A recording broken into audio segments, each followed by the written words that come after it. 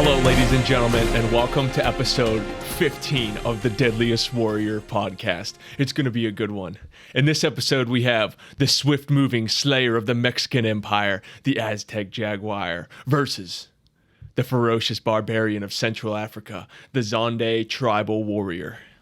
I'm your host today, Lucas. Joining me once again, you know them, you love them, go down the line. Craig Taylor. And Matt Davis. And we also today, joining us for the second time, have our special guest all the way from Canada. The show has gone international. Again. Yes.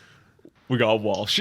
Our global empire is growing by the day. Professor Walsh. Yep, Professor Walsh. Double agent. Yeah. Now, boys, after rewatching this episode, I dare say this is actually a much better episode than I remember. And it's kind of like a refreshing episode. I feel like we've had all these modern warriors with these weapons and kind of ridiculous tests going on in the past couple weeks. And it's just back to the good old one-on-one. Yeah. Two ancient warriors, decent weapon matchups, not that big of stupid tests. And it's just very solid. So what's your just initial feeling on this one? Yeah, I actually took note when I was watching the episode, when I was watching the intro. I was like, this feels like we're getting back to basics, back to classic DW. When I saw those height and weight stats pop up, and it was like, okay, one guy is like a nimble, quick, small little guy, and the other's like a big, strong brute. And they were showing the ancient weapon tests to come. I was like, we're getting back to our roots here, man. And of course, it was always endearing to see like the experts are flipping around the Fight Club, like little parkour moves, and the guy modeling for the Zande is just the most jacked, like, like he's just the most jacked, like Spike TV guy. Like he's that guy that he'd walk up to you and be like, "Go ahead, punch me." Right. It reminded me very much of like the Gladiator in season 1, where it's just like a dude that's way too big to be like an ancient fighter. Like, I was like, we're back, baby. We're back. I didn't know they had creatine in ancient world. but don't worry. We'll get to them, but there's still plenty of like funny tests. If you pick them apart, just by like up front, they're not that funny, but there's some pretty funny moments. But this has a plethora of corny lines in it. It's like every 5 seconds. I have quotes in here like every 5 seconds because someone is just like one-upping each other with how stupid of a quote they can say. Usually Max. Yeah. I noticed that I'm sure we'll get to the experts, but the one expert in particular, David LaBrava, in the intro, he's exerting some big Michael Lair energy where he's just constantly like flipping around and like talking shit on, talking shit on camera. And I have that written in my notes. Yeah. Literally the first scene of the show is him like just doing a backflip in front of it. And the logo plays, and they come in and he's and they like speed up the footage too, if you watch, so it looks like he's like flipping around even faster. He's like Master Yoda fighting Darth Sidious. I don't have any timestamps either, but there's one they show. It might be towards the beginning where he goes over a table and he does like a side flip. I swear he does not make it, and they cut to a different it just looks like he like did not make the jump at all. The lost tapes him just eating shit over a table. The funniest scene I thought in the opening was they showed a reenactment, and it's an Aztec like sacrificing someone on a pyramid, and he holds up like a beating heart in his hand, and then they kick a CGI head. It's the worst down CGI the pyramid. ever. It looks so bad. And it's like it goes super fast and it stops and it's like jumps. If we ever get Max on here, I'm gonna be like, Max, we finally have you on here, man. We have one important question. Did David eat shit when he jumped over that table? All right, thanks, Matt. Yeah. This show doesn't give a ton of background on these warriors. I mean, it kind of gives their territory and some of their customs, but it doesn't go like into exactly who these people are. So we're going to touch on that first here. So we're going to jump in. We're first introduced to the Aztec Jaguar, and we have Craig and Walsh, I believe, representing the Jaguar. So show gives us the stats. Year 1500, height of 5'6". The good old weight stat is back at 140. And armor is quilted cotton. Sounds nice and fluffy. I know it's treated, but... So we're showing the Aztec Empire on a map, and it shows that it covers a good portion of Central America. And we're told that they covered their skins in pelts of jaguars to intimidate the enemies and moved just as swiftly. So that was when we get that awful CGI shot of that head rolling down the stairs. Well, I want that shot put in. I want you to appreciate how bad that is. It looks like a cinematic from like an early 2000s like Civ game or Or something. like Mortal Kombat. Yeah, like it's just like a cutscene in an old video game. So, Craig, I'm going to go to you first. Walsh, you can come in anytime you want. Can you tell me a little bit about who the Aztec Jaguars actually are? Are they just a class of warrior in the Aztec society, or is it like an entire group themselves? And did they actually wear jaguar skin? Yeah. So I think to understand who the Jaguars are and what their role is, you kind of have to have an understanding of Aztec civilization. I found some interesting stuff about them. One thing I'll say in general is that Aztecs and Mayans and all these people, I think historically have been presented as like these savage, like dum-dums that the only reason that they have any of this stuff is because of aliens. Yeah, Like right. this racist notion that the only way these people could have like these amazing cities is from fucking aliens. But they have a very complex culture, and a lot of it does revolve around like sacrifice. Now, I don't see these people talking about like gladiators or anything like that the same way. Yeah. That's just, good old fun. But these people are savages. That's like the narrative. They got to push a narrative every episode, though.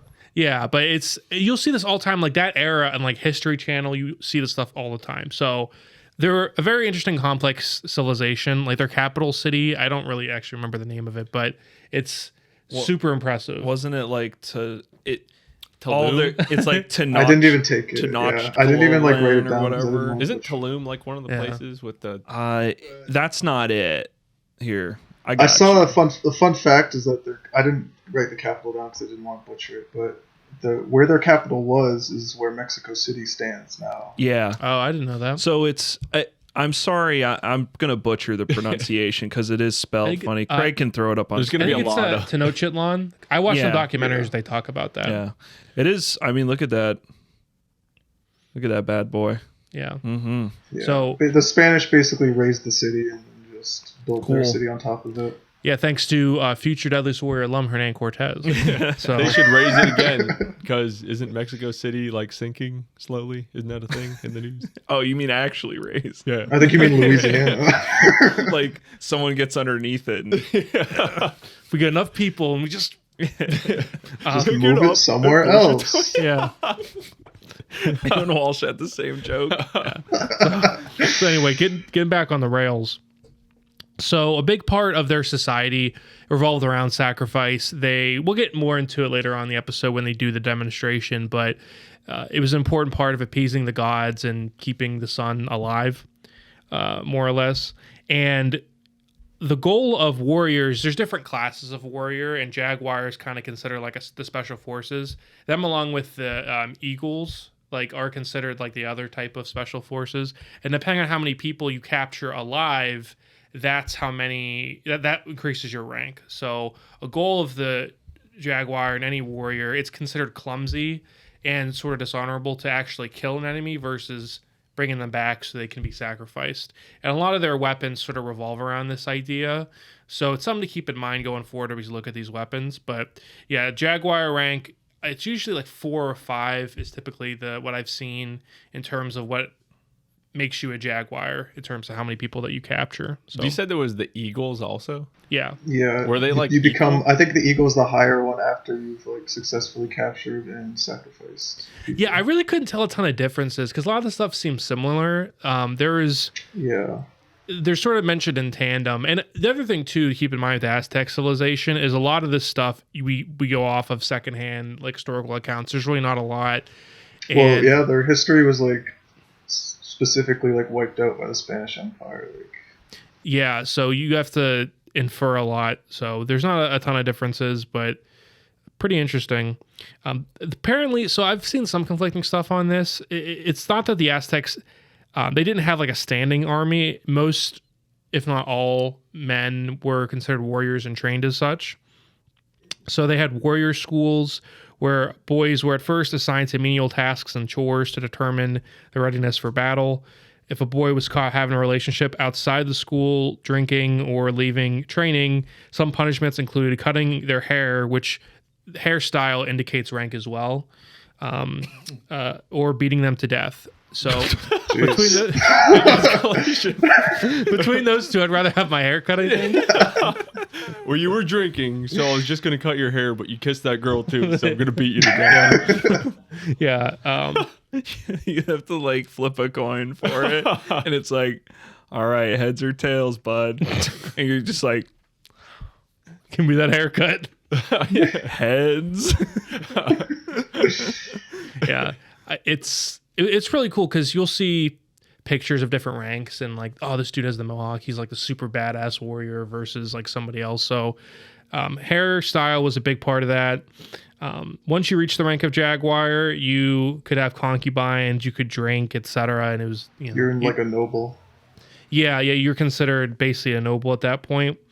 They beat them to death. What an escalation! Stuck on that. Yeah, and to jump on Craig's thing, when the Jaguars, they were basically nobles, but they were also considered like leaders within the society and sort of like policed as well. And what he said about everyone being trained, I read that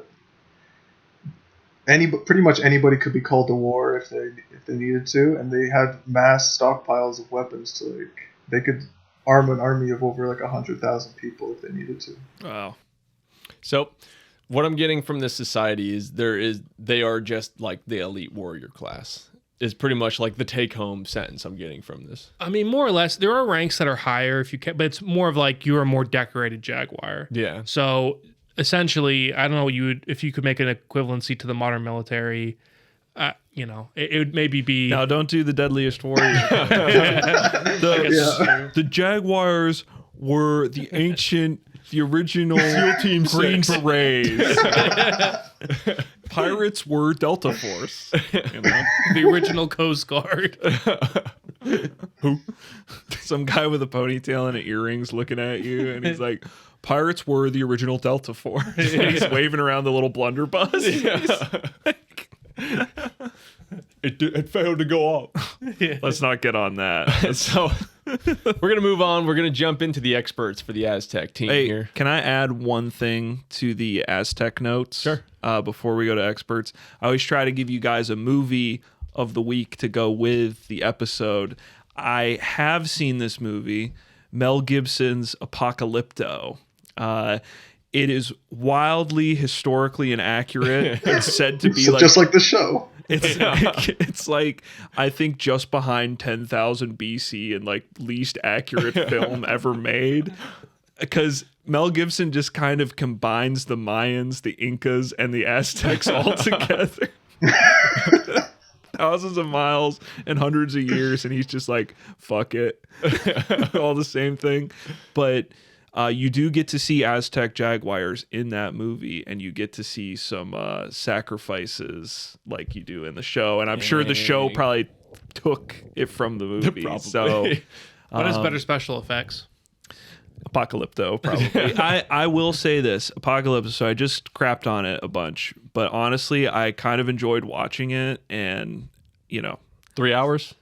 No, it's less than 3 hours, which was nice. But I think it's more around a regular 2 hour runtime. But you can check that out if you want a little bit of, Aztec themed entertainment. Also, too, my manga recommendation, the first 2 pages of JoJo's Bizarre Adventure has an Aztec sacrifice in it. Wow. Dang. It's like an American girl or something. It's bizarre. It's not in the anime, but check it out. Can't wait to hear what Zande movie you have lined up. I don't.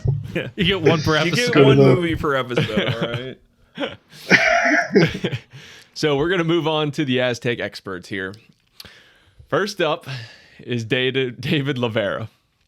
So the show calls him an Aztec descendant, weapons master, and martial artist. They say he would demonstrate the lethal techniques of his pre-Columbian ancestors, whatever that means. He quickly becomes the meme in this episode by doing a flip over everything on the set and just kind of being obnoxious the entire time. Now, hear me out. If this guy was bald, he would be handsome Squidward.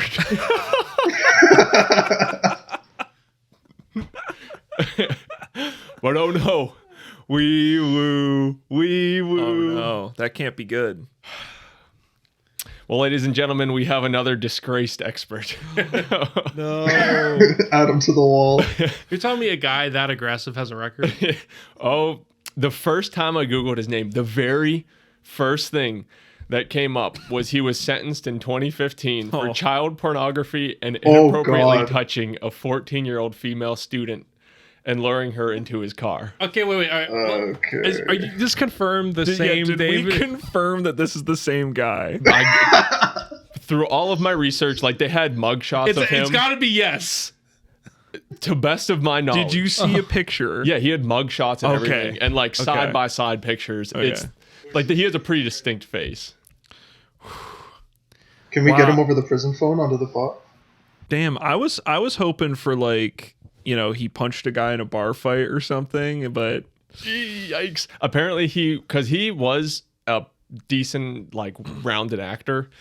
He posed as he told these young students he was a Twilight actor to lure them into his car. he pretended to be like Jacob. Yeah, or one of the guys. He was like, Hey, I'm a vampire. Look, watch me do this flip. So 99% sure this is this guy because his Twitter and everything are like backdated to that point. Like there's no post beyond that date. If you're seeing this, we've confirmed it. Yeah. If we can't confirm it, this will be edited out. I'm like 99% sure. We're not trying to Lucas's get coverage will sued. just be David Labrava's handsome Squidward. And then just cut to the A next really thing. rough hard cut. So he was in some movies and stuff, but I don't think anyone really cares at this point. So we're gonna move on since he won't be acting anytime soon. That's a yikes from me, bro. We can play. Did it say where he was like convicted or where he was in prison? There's a whole police report. I read it, but I didn't write any of it down. Greg, you can Yeah, he insert doesn't deserve the this time. is your chance to put the SWAT meme.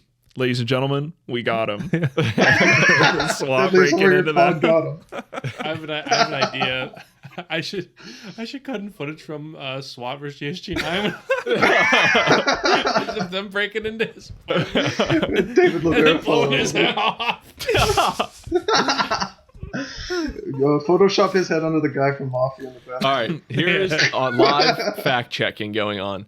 The first thing you Google his name, David was Libera, sentenced Monday in Newton authorities say Jasper County. That Oh, does look like him. Yeah, that's him, right?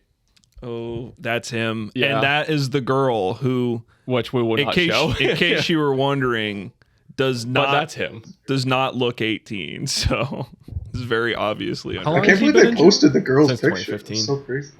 I think they gave him a 10-year sentence. Pretty soon, got a few more years, David. But there's some live fact checking. He could be on for the you. pod soon. Hey, David, come on the pod. We want to hear your side of the story. Stop. So let's get back on track with our second expert. How about the other I expert? didn't realize we were going to get Hey, into this. Good news for the other expert. He doesn't have a very high bar He's to a fucking climb. saint. Automatically wins best Aztec expert by default. All he has to do is not get arrested. Eder Saul Lopez. Show says he was Mexican-born martial artist and boxer, an Aztec combat instructor, and schooled in Aztec combat and culture. So he is a Mexican actor, stuntman, and model. He starred in Spanish-speaking commercials for Jack in the Box and Carl's Jr. Hell yeah.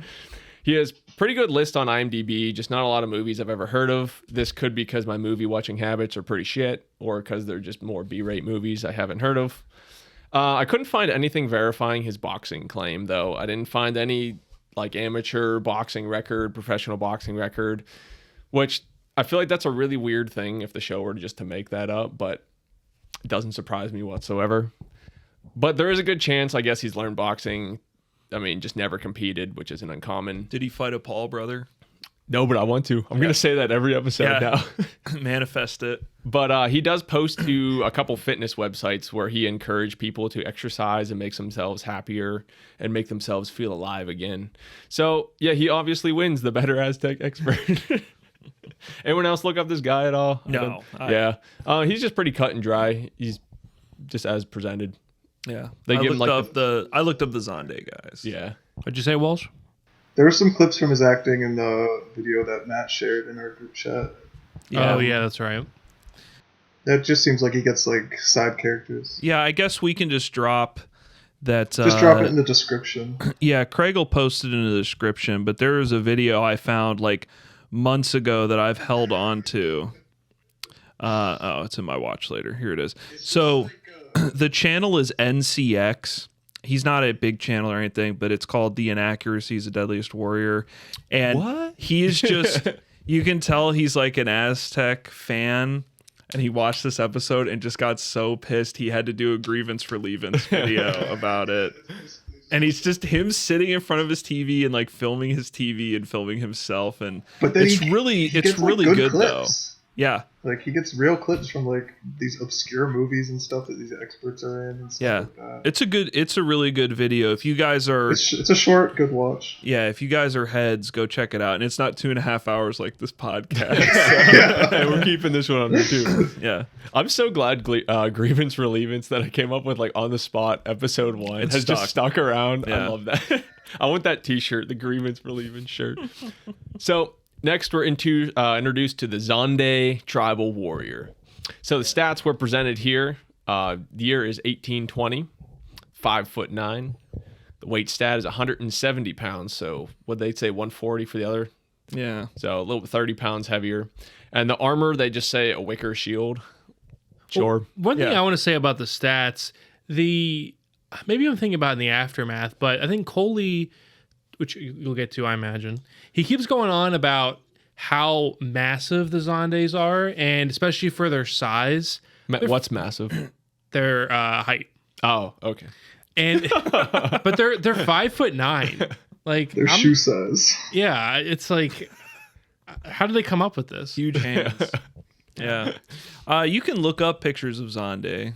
Yeah, I mean, 1820. The Zande people are still around. Like it's still a ethnic group. Are they modern warriors? Or should they have gone up against the Green Berets?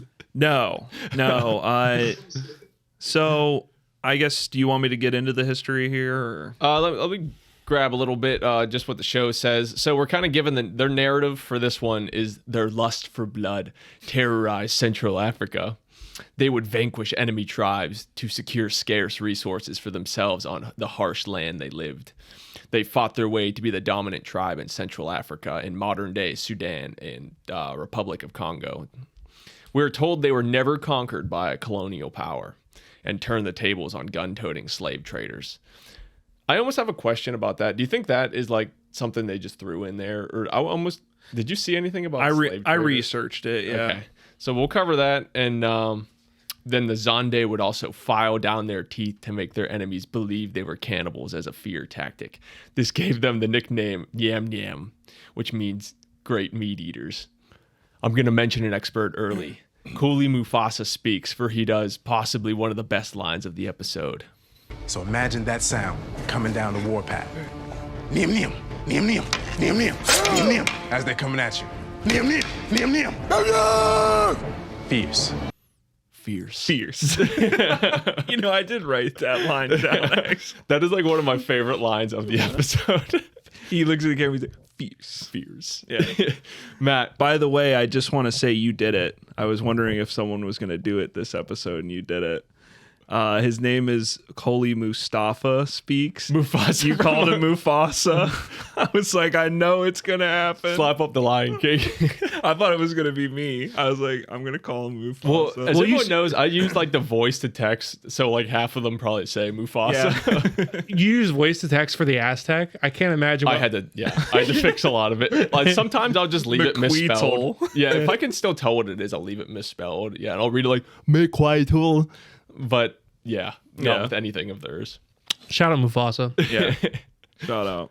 So Matt, can you tell us a little bit about the history of the Zande warriors? They probably are in that category on the show of like lesser known warriors. I Yes. feel like, especially, I mean, perhaps in other parts of the world they are more known, but to us, in tucked away in our little corner of America here in Canada, they're probably lesser known warriors. So, who are they? Did they have any motivation behind their fighting besides this bloodlust that we're presented with? And did they actually file their teeth? So I'm glad you asked all those questions because that's what I looked into. I looked into everything that the show presents and then did a little of my own research. So to sum up an entire people's history in a couple paragraphs here. So the Zande or the Azande, Our tactical genius. they're an ethnic group that lives in Central Africa, specifically modern-day Central African Republic, Democratic Republic of Congo, and South Sudan. They were formed when the Bandia and Vongara peoples merged in the 18th century, and they were governed under a patriarchal line of chiefs who would pass the title down to their sons. These sons would fight amongst themselves for positions. If there was more than one son, they would fight. And the losing son wouldn't be killed or anything. He would be actually sent, and he would have to establish his own kingdom in neighboring territory, and it was to encourage expansion. As far as resources being scarce, they are living in Central Africa, which is hot. It's savanna. It can be a very brutal climate to live in. And they fostered expansion among the Zande people and gave them a reputation as successful conquerors by moving into these other lands and taking things over. Now, this expansion ended up stopping in the 19th century when Azande lands were divided up between European colonial powers. Ooh. Belgium, France, and Anglo-Egypt Sudan, which was owned by the British, ruled by the British. Who wasn't? So, right, yeah. Still am. So it's not that they resisted necessarily getting conquered, so to speak, but I will say by the time the Europeans were taking that part of Africa, this is 1800s. A lot of the European powers stopped the slave trade before. I know that a lot of European powers stopped the slave trade before the United States. The United States stopped during the Civil War, obviously, which was in, the 1860s. So it was like 1862 to 65 or whatever. So they probably did fight slave traders, and Westerners sort of garnered their reputation as warriors, as explorers got into that region and got to meet them and take pictures of them. That obviously happened later on, but the term Azande means the people who possess much land. And this was actually in reference to the amount of the abundance of territory they were able to conquer. And the term Nim Nim on the show is actually a name that was given to them by Westerners, supposedly referring to cannibalism amongst the tribes, of which there's no hard evidence. So that sort of happens anytime a European power lands somewhere. They're always and they were eating each other. They're eating the cold cuts. Yeah. So the term is actually considered derogatory in modern times because the Azande ethnic group is still around in those countries I mentioned. They still speak their language, and so it's not their battle cry. It is definitely not. And the fact that it's used so much on this episode is interesting. Obviously I'm not Zande ethnicity, so I can't really speak to how each individual feels, but it is said to be a derogatory term about them. Because obviously it's kind of calling them, it does mean, it translates to great eater, which they put on here, but it's kind of them saying you're savages, you're barbarian, you're cannibals. But they're bloodlust that I've been told about on the show. They're bloodlust. So, last thing I want to cover is there is no evidence or record of the Zande filing their teeth. I believe this is included in the show because there was a tribe in Central Africa located southwest of the Zande. So it's in like modern Congo. I know, yeah. It's in like modern Congo, but it's southwest of where the Zande were. And this tribe was called the Zappo Zap. And then it sounds like Star Wars, like Zapdos from Pokemon. Yeah. Zappo Zap and Kanja Club. But the Zappo Zap were believed to have filed their teeth. That's not real. What episode of Deadliest Warrior would be the Conja Club versus Zappo Zap? Season 12 of Deadliest Warrior. Is that what they called themselves? Yes. You can look them up. Zappo Zap. It's spelled how it sounds. ZAPPOZAP. So they were believed to have filed their teeth. And teeth filing is like a form of body art that has been in Africa for a while. It's not specific to a tribe. Some people have done it. In the past, it was always done for religious reasons. Like they believed that their gods or whatever liked it, I guess. I'm gonna be honest. I went down a path I didn't know where to go there, but nowadays some people in Africa still do it, but it's purely an expression of like it's like getting a tattoo or a piercing or something. You're getting your teeth filed. So like when Riff Raff got the shark grill. Yes, exactly. So no real direct correlation to the Zandes. I think the show threw that in there, like I said, because of that neighboring tribe, and you know it went well with like the cannibal narrative to make them sound just even more savage. But turns out the Zandes waged war for the same reason every other human civilization did it, which is to get food and resources and to control territory, basically. Yeah.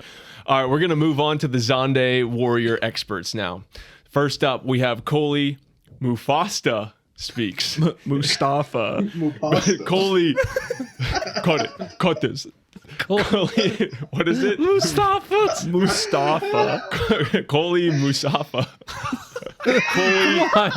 Coley Lufafa. All right, I'm going to Coley refer Mustafa speaks. Coley Tuflafa. All right, who will now be referred to as Coley for now on in the rest of the episode. So he's credited as a Zande combat specialist and was trained by his Zande grandfather in African weaponry and Zande combat strategy. Right now, off the bat, I want to nominate Coley for one of my favorite experts of this season, if not of the show. I really enjoyed him in this episode. Yeah, but you don't know how to pronounce his name. Don't worry, I'll spell it right on on our master sheet. So here we are, the very first line that Coley says that has a very special place in all of our hearts because of someone's impersonation of it. Perhaps one of the best lines ever delivered on Deadliest Warrior. I'm going to put you on the spot now, Matt. Go ahead, deliver that first line Coley says. Zande were tactical geniuses.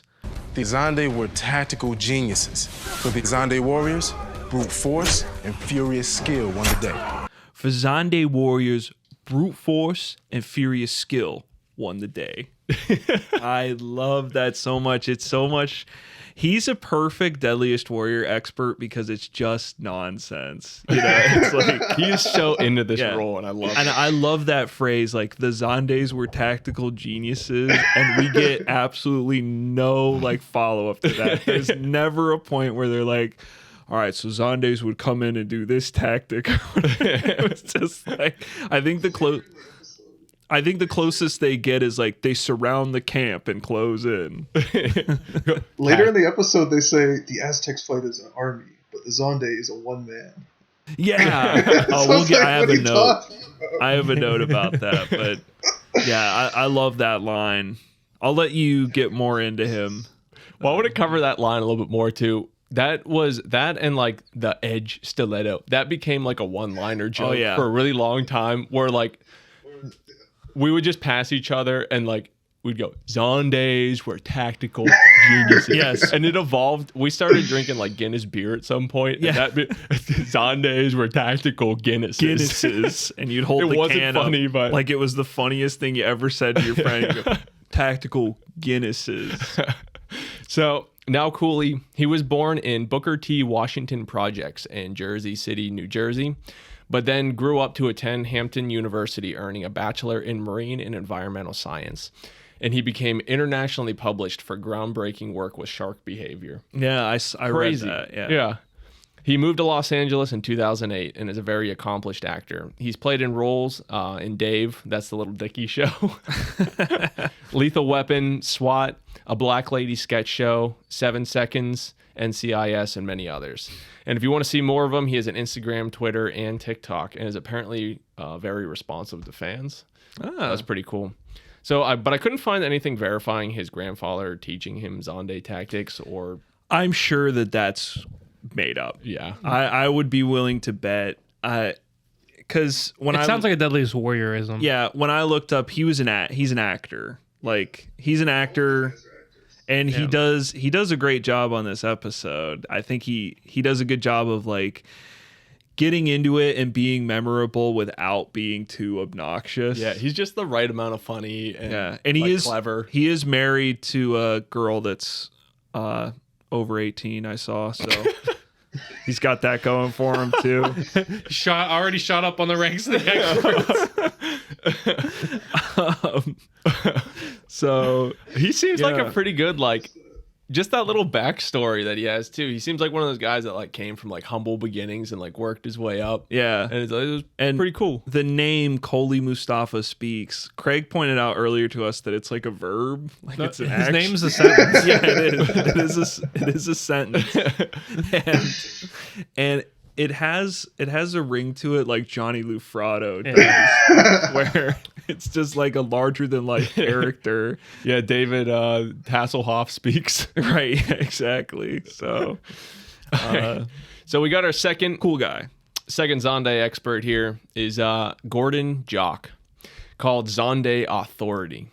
Zande weapons expert. They claim he was born in the southern Sudan in the initial Zande homeland and grew up using Zande battle weapons and Zande psychology. He was a little hard to find information on. This guy's like a ghost. Like there's nothing that exists about him. He has no IMDb. He has no. I've even tried like Deadliest Warrior Reddit. I couldn't find a thing about Nothing. it either. Listen, the Zande psychology says to not be seen until it's your time to strike. Yeah. I do like that Yeah. they take it a step too far. Like the real story with Gordon is probably that he did grow up in like an area that was culturally Zande. That's probably his ethnicity. And like, so he probably did grow up around some of their History weapons or and something. history. So they brought him on, but then they just always have to throw in like all the guys in this episode. Of course, we see it a lot in these episodes where they refer to them as the collective we. It's like, so Zande's what we would do. And they bring him on just to do that. I know Koli does it as well, and so did the Aztec guys. So do the Shaka Zulu people. Oh, yeah. It's multiple episodes. Like, people will do that on this show where they have to talk as though, like, yeah, I am a Zande. Like, there's not, I do that. I'm gonna go back home and continue being a Zande. Yeah, I'm gonna get my teeth filed after this episode. Yeah, well, I mean, the no information on this guy kind of leads us back to our old trope, though, of the less information you find on someone on this show, the more legit they could possibly be. Yes. Yeah. Because it means that they're not the usual stunt actor. That If they don't have an almost all of them. IMDb, it's a good thing. Yes. Yeah, it's like one of our laws of Deadliest Warrior that we've come up with. So we'll take him at face value. I'm sure he was born in southern Sudan and probably at least aware, if not educated, in Zande history. He doesn't say anything on this episode that made me, cringe. So he's fine. He only tests the bow and arrow, right? Yeah, All he only that's tests the only one he Yeah, tests. but he's trained in all of them. Right. He's an expert. So, How will Africa's most feared fighter fare against America's ruthless ritual killer? We'll get some initial picks from our show experts. Jeff goes with the Zande warrior because they're an Iron Age warrior. Matt, they're kind of more, like, they seem more tribal and stuff. Did they make their own iron weapons? Yes. Okay. Yeah. So they're actually, I have it in notes later on here, but Zande, like, art is very well known. And that includes, like, the most famous of their art is honestly their metalwork. People really love the Kapinga. It's got a few different names. I'll cover it when we get to it. But, like, that is, like, a world-renowned weapon for, like, how unique it is and, like, the different kind of ornate, different styles they can make it in. So, yes, they do forge their own iron. They have, like, some artisans, I guess, amongst them that do it. That's cool. That's just Even something today, I have, like, even today, they still make a lot of those weapons as, like, ceremonial stuff. But sort of, they're cool. Both these guys are cool. I think adding to the bigger picture of this being a good episode, both these guys are cool in that they have very unique weapon sets. They're different from stuff we've seen, and they're unique to, like, this each particular tribe. Like, the Aztecs have some really cool, innovative stuff, and so do the Zande. I feel like what that question was born from is the show presents them as this, like, kind of primitive tribe, but I feel like in real life they're probably a lot more, like, advanced than the show portrays them as. Yeah. Yeah, you could say If you can work with iron, you're pretty Yeah. developed. you could say that same sentence for any group of people that aren't white. On the show. Yeah. Yeah. So, Yeah. And I mean, you know, except for the Asians, they do the opposite racist thing for the Asians on this show where they're like, the samurai, he was born writing poetry and doing math. He was rolled out of the womb doing calculus. And I mean, the outfit you see the Zandes in, that traditional, like, warrior garb, It's where like it's one little thing. yeah, like the skirt and the feather. They live in, like, one of the hottest places on Earth. Like, Central Africa has 2 seasons, and one of them is rain. The other is no rain. Like, it's freaking hot there. So yeah, they didn't run around in, like, chainmail and stuff in the 1800s because you would sweat to death. Go ahead, wear chainmail to the beach and tell me how well it goes. So, to counter Jeff, Max goes with the Aztec Jaguar because their weaponry is seriously underrated. This is on the account of the Aztec using obsidian, which is volcanic glass. Armand Dorian has his little interjection here. We're saying he's very vocal this episode too. He has a lot to say, and he has some good roasts later, which I'll get to. Yeah. But he says that obsidian is seriously sharp, and that they're way sharper than a razor, sometimes even sharper than a scalpel. Craig or Walsh, do you have any information? Did you look into obsidian at all? I read a little bit about that, actually. So I don't know how true it is, but they were saying that obsidian is one of the few materials on Earth that can be sharpened to an atom's width at the edge. Interesting. That's insane. Yeah. Obsidian is like volcanic glass. Yeah. Right. So It's when, like, lava meets water and it just cools really quickly. And we have seen obsidian appear on this show before in like the Apache episode too. One of the knives is mentioned. It can be iron, bone, stone, or obsidian. What volcano in America are they using? I don't know. What do you mean there's a million somewhere- volcanoes in Yeah. Central America? Well, Apaches. Listen, the Well, Apaches. like Oh, Western, Apaches. They could have been Yeah. traded. Yeah. So I grabbed a couple little short facts about obsidian because I read the thing where he's like, it can be sharper than a scalpel. And I'm like, what? Come Yeah, on. Is that true? So, yeah, I looked it up. I was very curious. I was leaving it on all of you guys to find out whether that was true or not. Is that true? Obsidian is the sharpest edge there is, causes very little trauma to tissue, allows faster healing and less scarring when used in surgery. And they actually, some places use it for surgery as a scalpel. They rival diamond in sharpness, but their downfall is they tend to be extremely brittle and quite delicate. Yeah, Yeah. it flakes. Yeah, and that's why, like, I think Dorian and you, I guess, said that some surgeons prefer obsidian.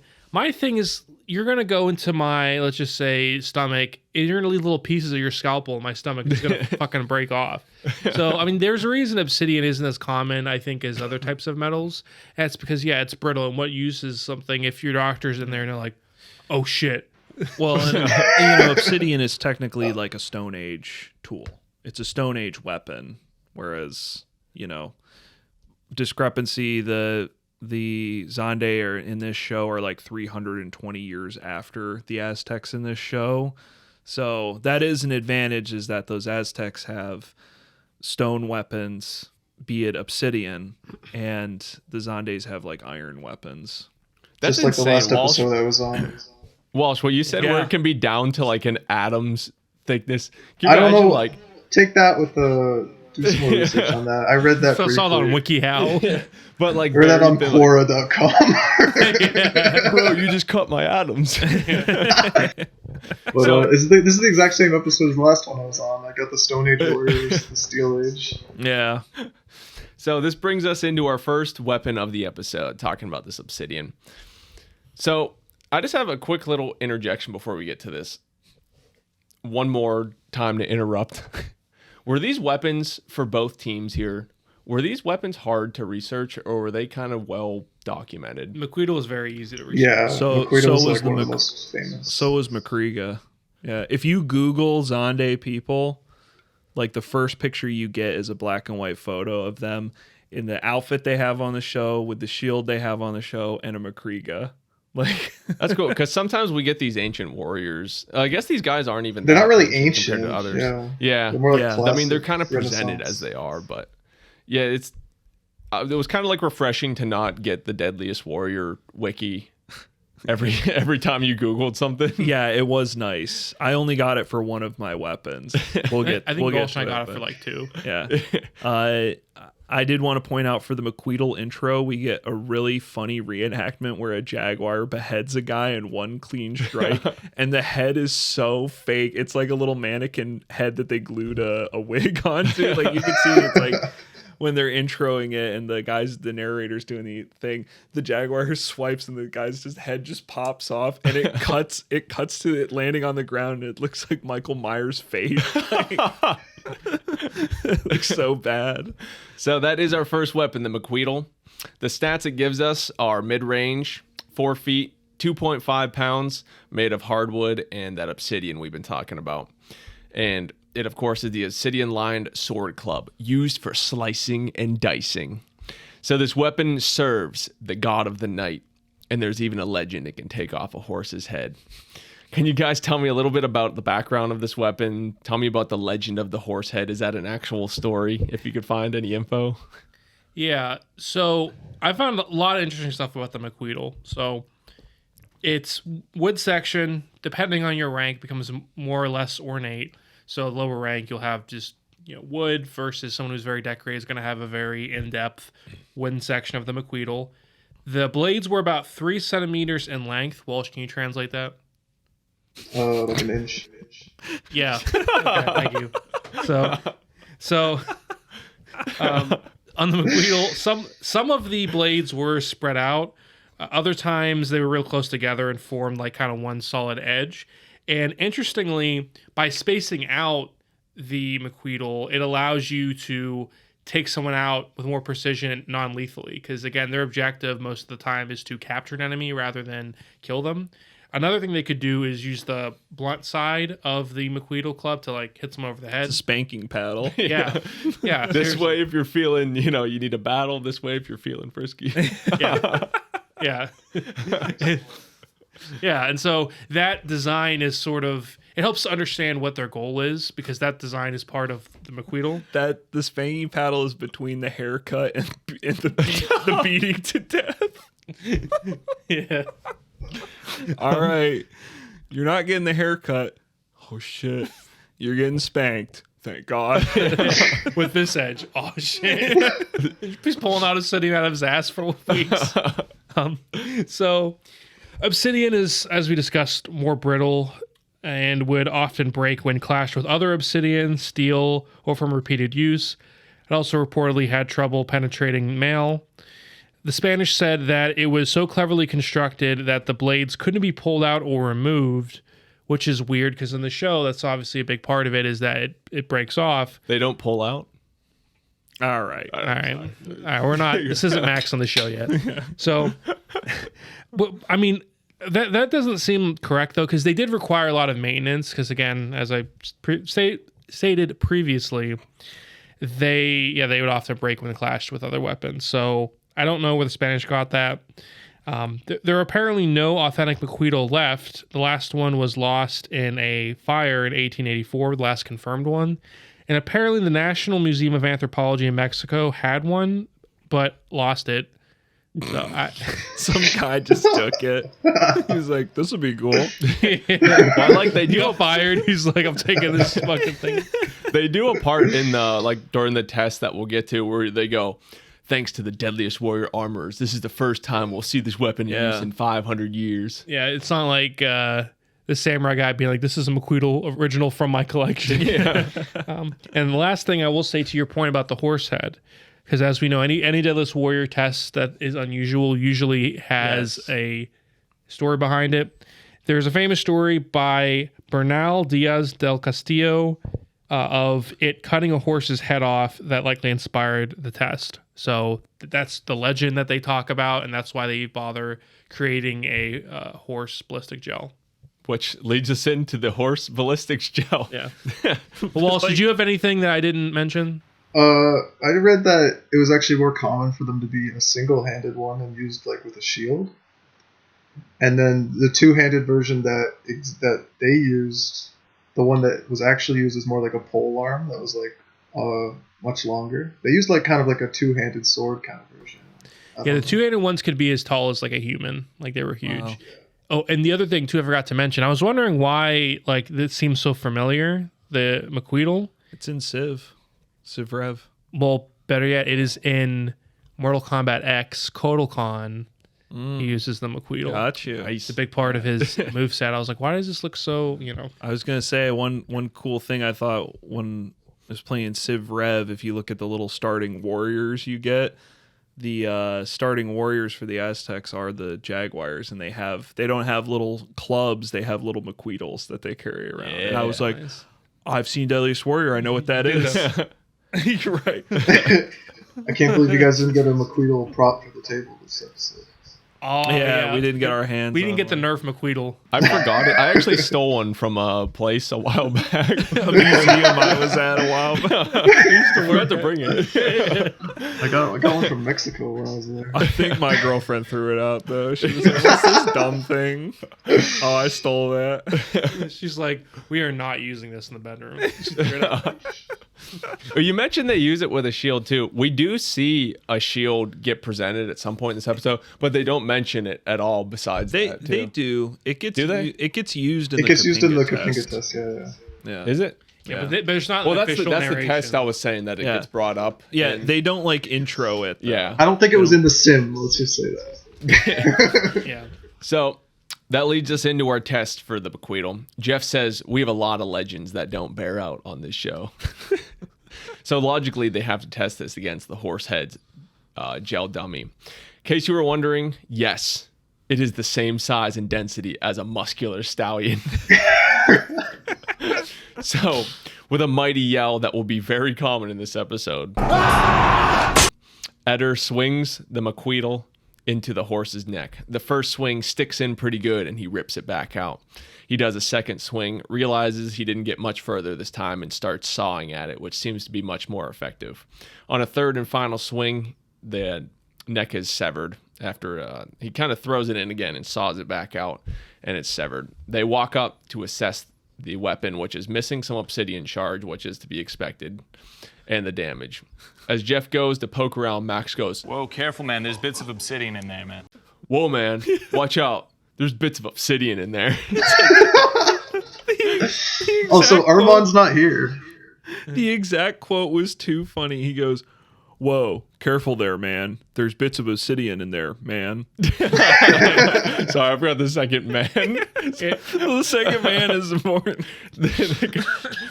Max follows up with the line, "I think there is more blunt force than cutting." I don't know what test he was watching because Eder literally like sawed that thing's head off. Gordon then says, "You lost half your weapon," and David says, "We got this whole other side for you two." Very cool, David. Okay. So, obviously it's Deadliest Warrior. I understand why they're not testing the non-lethal use of it. I mean, it'd be interesting for them to mention that because it's a big part of that weapon's design, I feel like. But did they really say in the introduction of the test that ballistic gel mimicked the muscle and everything of a... It was Do you know how fucking muscular a horse is? I Like, am 0% sold that would cut through a horse's head in 3 swings. There is no way. I don't like horses, but I was around horses for a little bit. I've previously rode horses.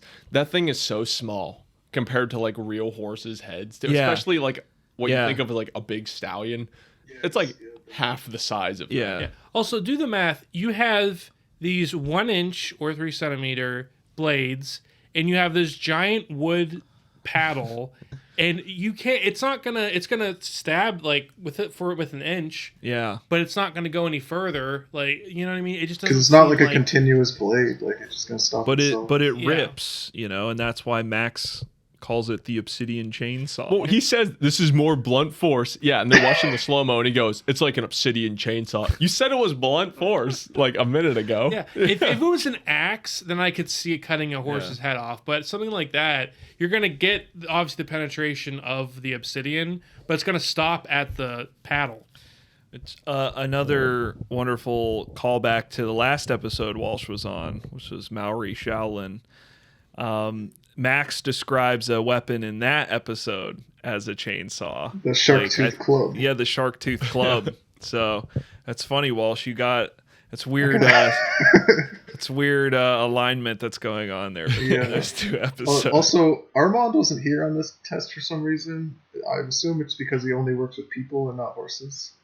He was like, "Bro, that obsidian's too sharp." They call him a vet. What if they brought in a vet? It's equally useful. Armand's brother. He's just like, yeah, you're hitting the ventricular aorta. This is a no reflex kill shot. Yeah, horse is not going to see this coming. His favorite thing to say is he's like the subclavian artery, subclavian vein, the subclavian artery, collapsing a lung. But if we got him to a trauma center, we could save him. Yep. We also love to say how the show has no budget, and that's why they would just use hunks of beef and pig carcasses, and then they get a gel horse's head. Yeah, hey, this is season 2, baby. They're spending up. We got cash. Al Capone's car. We got a ballistic gel. Actually, horse that's head. fair. Yeah, they got the car. So, what is going to go against this weapon, this fierce obsidian chainsaw? So we got the first Zande weapon here. I called it the McRib in my notes. Now, with the Zande weapons, half of them are shaped like dicks, and the other half they make dick jokes about. Welcome to Spike TV, baby. So we get the Makriga, introduced as a powerful spear designed to penetrate deep and destroy. Stats: mid-range, 7 feet, 3.5 pounds, wood, hide, and iron. Cooley tells us that it lacerates not only on the way in, but on the way out, which Max keeps the lines coming. Straight up disembowelment, man. Matt, can you tell me some history on the Makriga spear? Did they have variants shaped like wieners? Or... Yeah. So the Makriga, and that's every other weapon in their arsenal. The Makriga and the wicker shield that's shown are both real weapons of the Zande people. In addition to the Makriga, which is a long, heavy spear, they also have shorter leaf-shaped spears and lightweight throwing spears too, because you wouldn't want to haul the Makriga around if you didn't have to. But I thought they hauled every weapon in the show with them at all times. Right, yes. They always, just on the chance encounter, they have a one-on-one duel. And they also put their weapons strategically around where they're at, so if they do have a duel, they'll just find it. Yes. We'll see some of that today. Yeah. The Makriga offers the longest reach and the most powerful thrust of these variants. So, it would be the best for a duel. You can find a lot of info on the Makriga, actually. It looks really cool, honestly. Isn't this the test where you can see the reaction and in the background, Max and all them are like, yeah. So when they do the test, like I noticed the variant they make for this one, the barbs are a little more rounded. Now I was watching, almost every Zande weapon is tested on the spiritual successor to Deadliest Warrior. If you didn't know. A show called Forged in Fire, where they have, it's like a competition show where they have blacksmiths like make different ancient weapons, and they compete to see who's got the best one. Well, they have an episode for the Makriga, they have an episode for the Macrakka, and I think they have one for the Kapinga as well, but I'm not 100% certain. I think I've seen that one actually. For the Macrakka episode, they give a little short synopsis on the Zande people, and then they go, and the Macrakka is featured in the video game The Deadliest Warrior. It's like, all right, so the same producers definitely make this show. But I love when they put the in there and it like ruins the sentence. Yeah. Instead of just saying it was featured in Deadliest Warrior. The Deadliest Warrior. Or Amazon Prime Deadliest Warrior Aftermath, the show. Yeah. So, yes, the Makriga's real. And in the versions I saw on Forged in Fire, actually, it was interesting because they made them with a lot more pointed. And I feel like you would have a less of a problem with a more triangular shape than, the kind of curving that they have on Deadliest, where you'd have less of a problem with pulling. Which we see that on the pulling it test out. here. Like Coley struggles, and you can actually see I don't know if they point it out or not.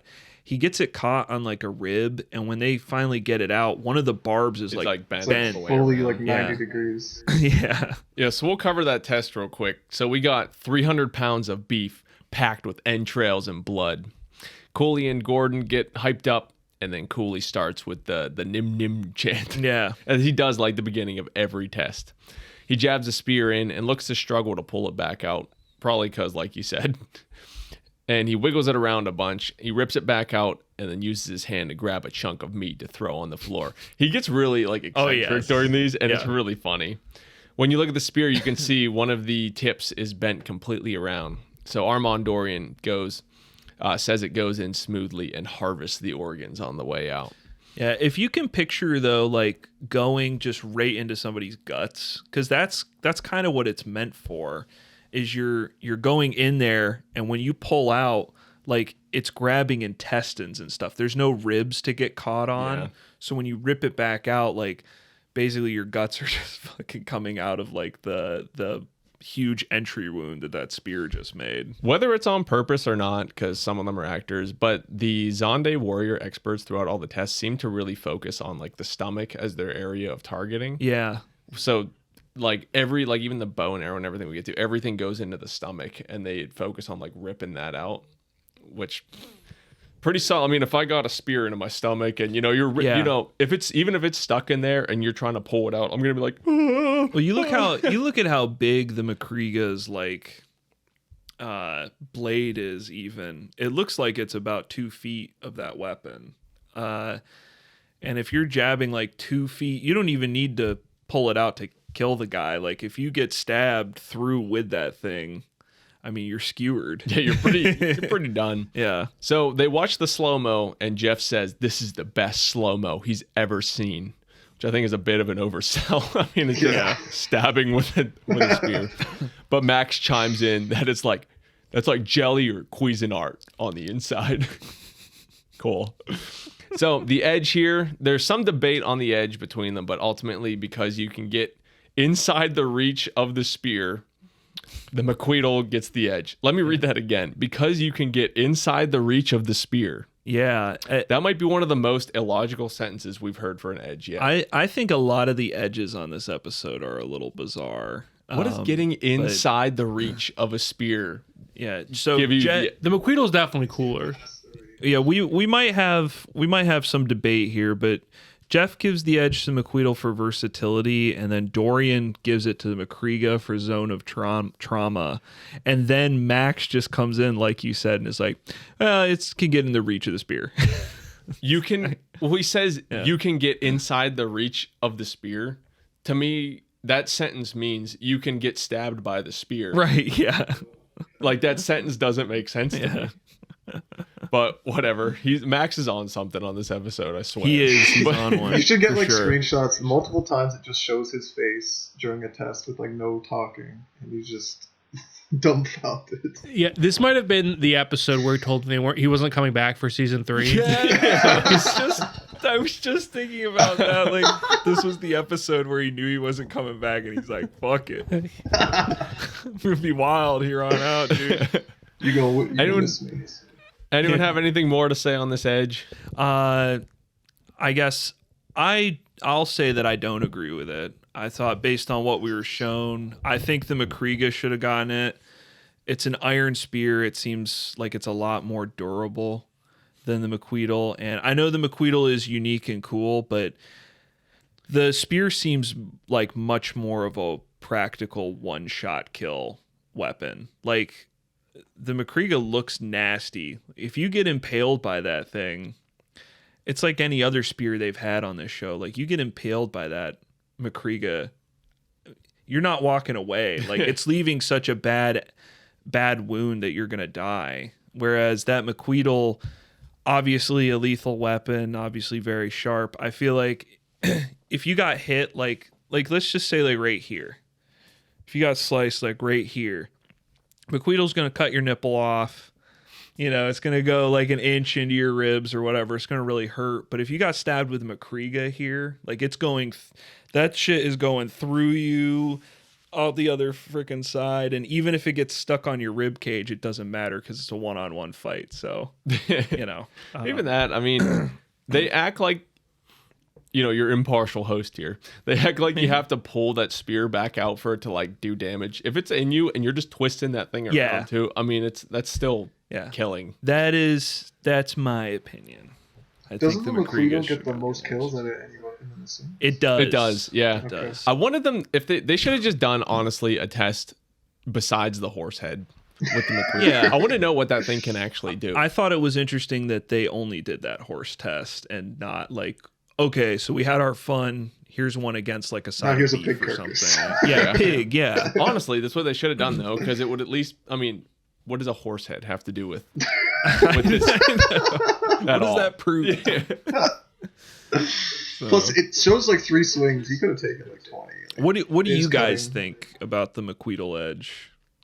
I agree with it, I think. Yeah, I think the only question I have with it is, again, what we're saying is I want to see what it does to a human, because I really feel like the 1-inch blades going in, and unless you saw and you have time to saw like he did with the horse head, you're going to have a problem with penetration. Because even Dr. Dorian, I don't know if it's this episode or a different one, he says that 3 inches is where you hit like vital This organ. episode. Yeah, it is. Yep. Yeah. So, and if you have 3 centimeter, which I just found out how long that was, obsidian blades, you're not going to get into any of the good stuff. So, I don't know. That's my only question mark with this. Yeah, they should have just. This was just probably just the example of just bad testing on this one, Yeah. where it just makes the spear look better by comparison. Cool weapons though. I Yeah. thought they were both pretty cool. Walsh, any thoughts? Has there ever been a draw? Yeah. Yeah. Yes, they do tie it sometimes. The AK and the AR was the first draw on the show, I think.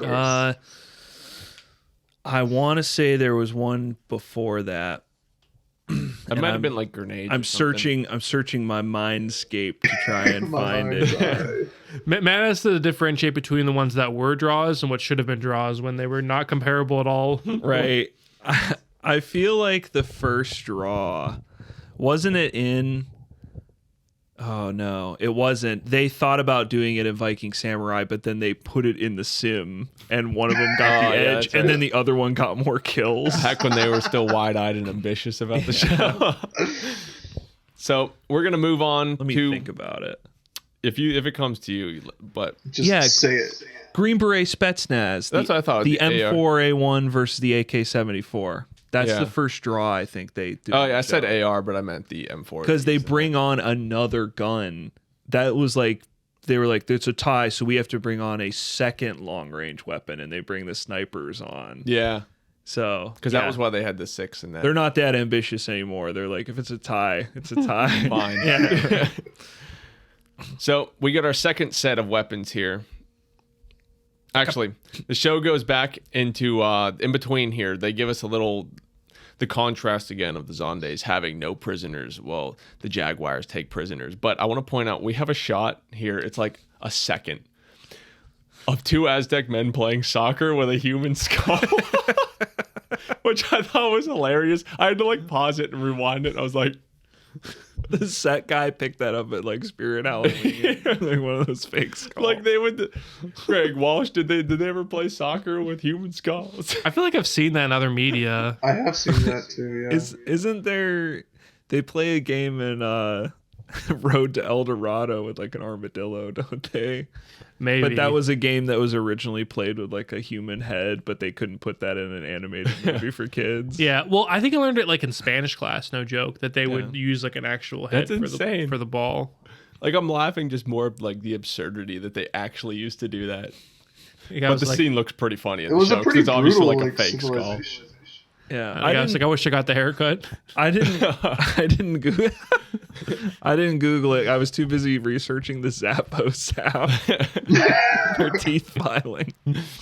So we're gonna roll into the next set of weapons here. We get presented with another Zande weapon, the Kapinga. The Kapinga.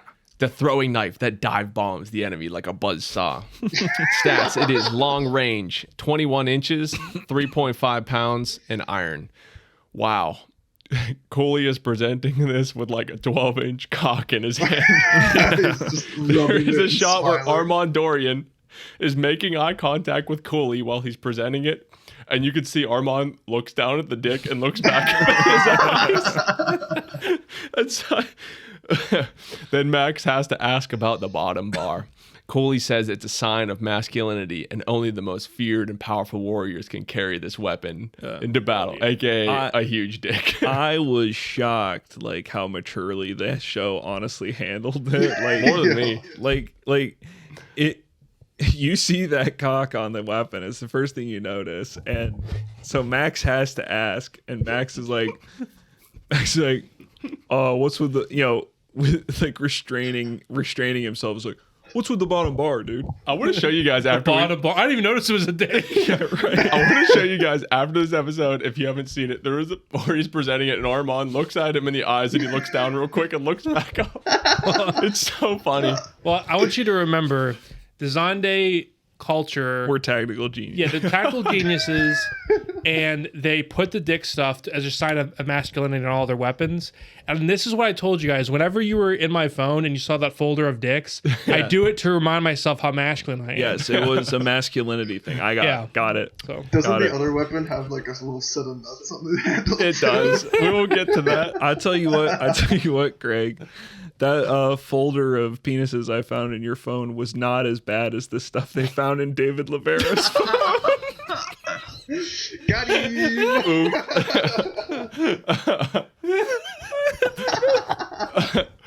All right, Matt. Matt, can you give us some history on the Kapinga and do they actually shape them like giant meaty schlongs? So some of them they do, yeah. So the Kapinga is real, and they're actually very famous. They're arguably the most famous thing from the Zande tribe. Probably is. They have a few different names. There's the Shango or the Kapinga, and from what I could tell, it's the same thing. They are like custom, so they can be made in like different fashions. I saw one that was like Mine would be like right, a lot smaller. But yes, a lot of them do have, they typically have like, barb on top. Typically the three things that they do, they have 3 barbs. And yes, a lot of times it's very common that the bottom barb is a penis. One of them is.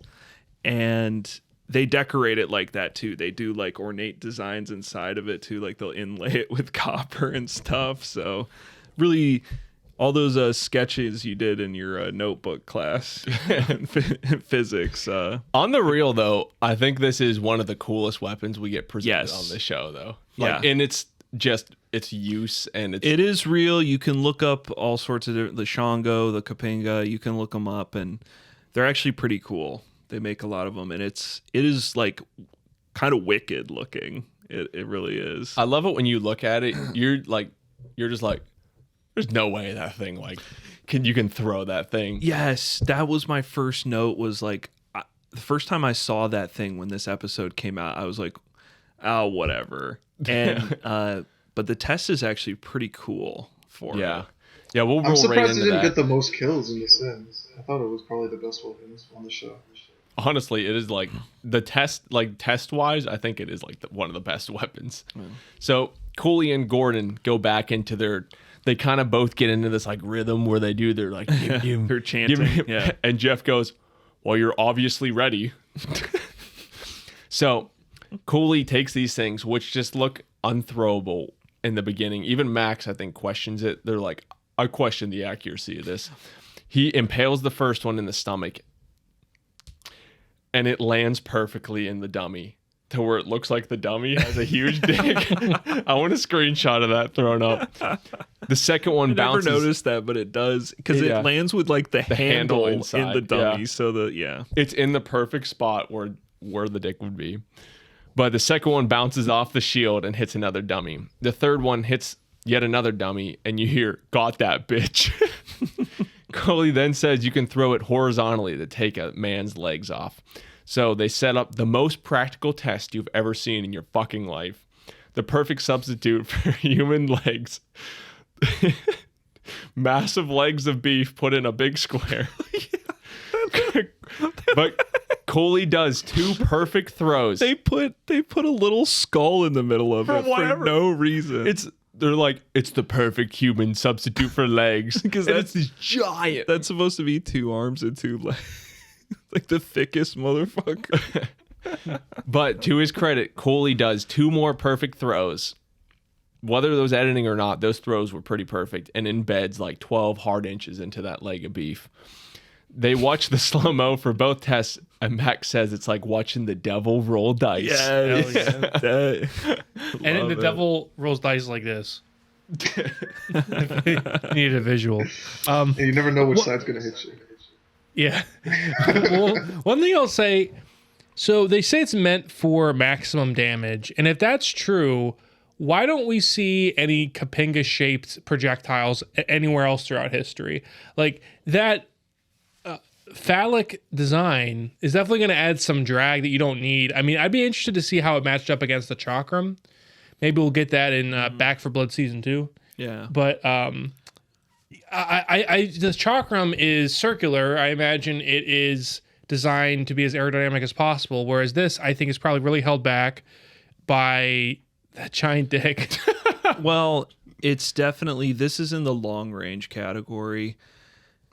And I'll touch more on this when we get into the edges. But this is not necessarily, it's not super long range. You can't throw this thing. I wouldn't want to throw this thing out past what distance they're throwing. I'd say max like 40 feet for this thing, most likely. Yeah. I guess it depends on how much you practice and your strength, but Cooley's really good. If he's an actor and like I've never seen this thing, he does pretty good. Yeah, he's pretty good with it. I read elsewhere that he was like a fitness trainer for a time or whatever, so he's in good shape. The Kapinga program. I do want to say not Kapinga related. It was right before this test. I took a couple notes. There is a wonderful David moment where he's going way too hard and he goes, "We sleep, we dream, we eat, we shit. Weapons in battle."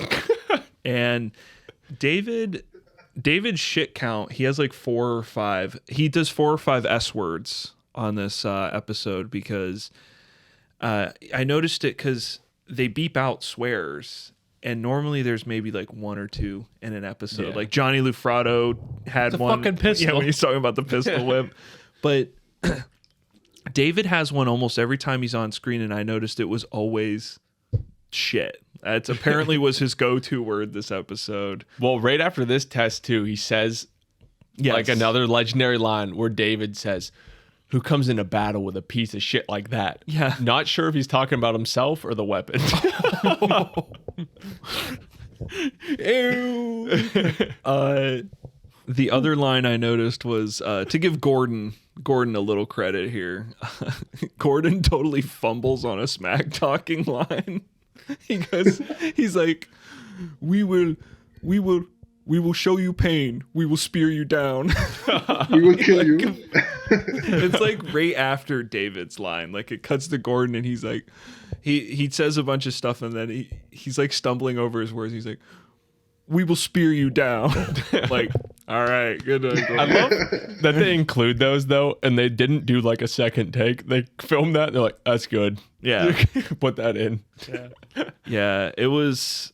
I thought the Kapinga test was pretty brutal. I thought it was a lot more impressive than I expected it to be, and yeah, I loved David's reaction of being like, "Who goes into battle with a piece of shit like that?" It's like, man, you are trying way too hard, dude. Like, this is not that serious of a show. SpongeBob needs to hit him with that door again. So what is going to go against the Kapinga? The weapon I was fearing to come up because I do not remember how to pronounce it. I think it's Atlatl. I have Tlakkochtli. Yeah, that's how it's spelled, but I think it's the narrator who his pronunciation is questionable, but he pronounces it Deadliest. We'll go with those. I remember when he was first announcing like all the different weapons. Editing these, I sometimes have to, when I'm editing, watch in like reverse or whatever. It sounded like he was speaking backwards. Yeah. He's like, oh, like. So I love that the Atlatl is the same mechanism you like take your dog to the park with and You throw throw the the ball to play fetch with them. Have you ever seen those? I have one. Yeah. So that is the next Aztec weapon. It is, I'm going to attempt mine here. Atlatl. I think it's Atlatl. Deadliest. So it is long range, 6 feet, Musafa. 4 ounces, wood, feathers, and obsidian. And for some reason, instead of just pairing these together, they announced them separately. So we have the Atlatl. The stats also long range, 2 feet, 4 ounces, wood and bone. And it's called the first 2-part weapon system developed by man. David said it'll go through a human body like blowtorch through butter. So, Craig, Walsh, can you give me some background on what this weapon actually is? And if you could find any info on it, was it the first 2-part weapon system or was it a bow and arrow? Because that would be like the logical thinking of what the first 2-part weapon system was. Walsh is all you. Well, I didn't really get a whole lot on this. All I really got was that, it is like one of the oldest weapons to be considered like in human history. It goes back like 15,000 years. A spear and like a launcher.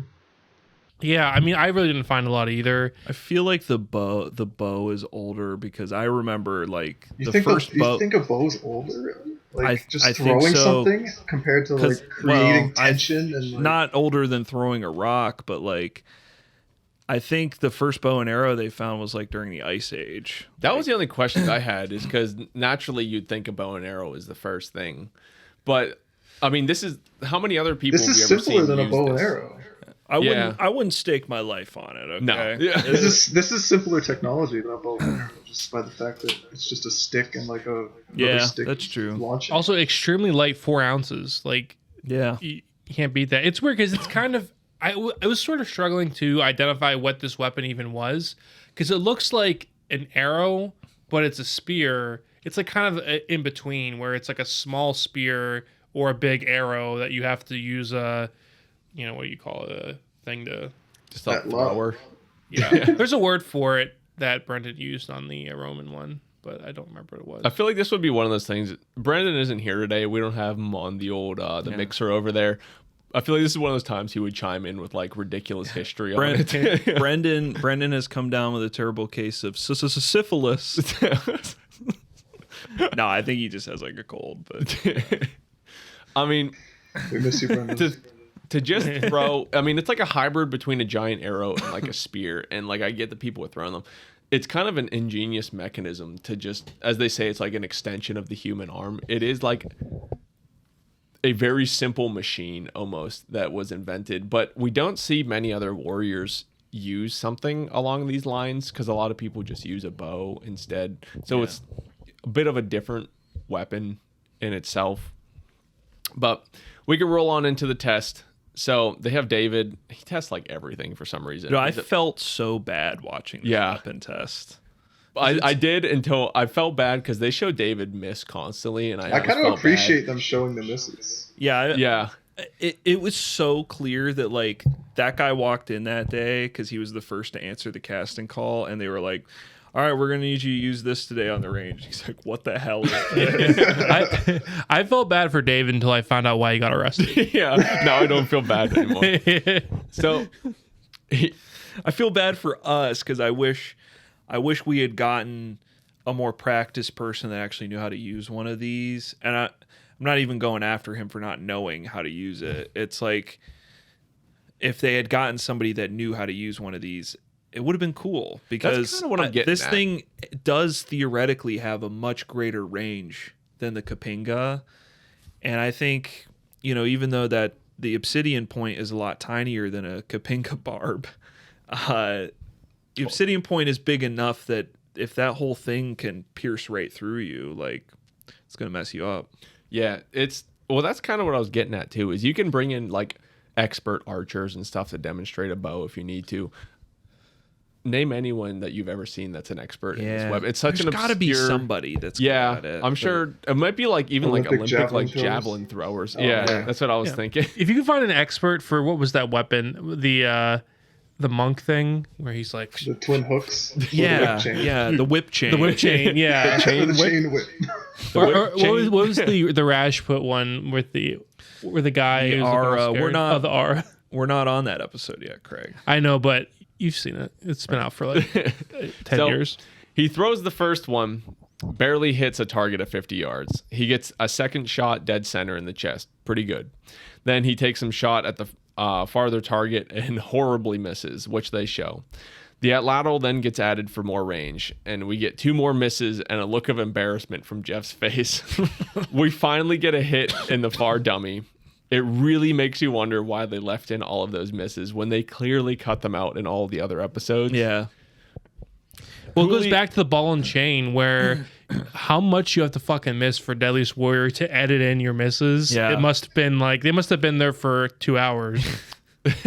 We get another David hardcore moment coming up as Cooley criticizes it for not really being a weapon, and David comes in being all badass saying, Well, screw the arrows. I'll just chase you down and beat you with it. very cool. What a cringe moment. Then we get a test on a pig carcass, the closest thing to replicating human flesh and bone. Wait, I thought a leg of beef was the closest thing. Wait, I thought it was Never a gel mind. horse's head. Yeah, I thought it was a Joe Horse's head too. I thought a gel torso. I thought it was a gel horse's head.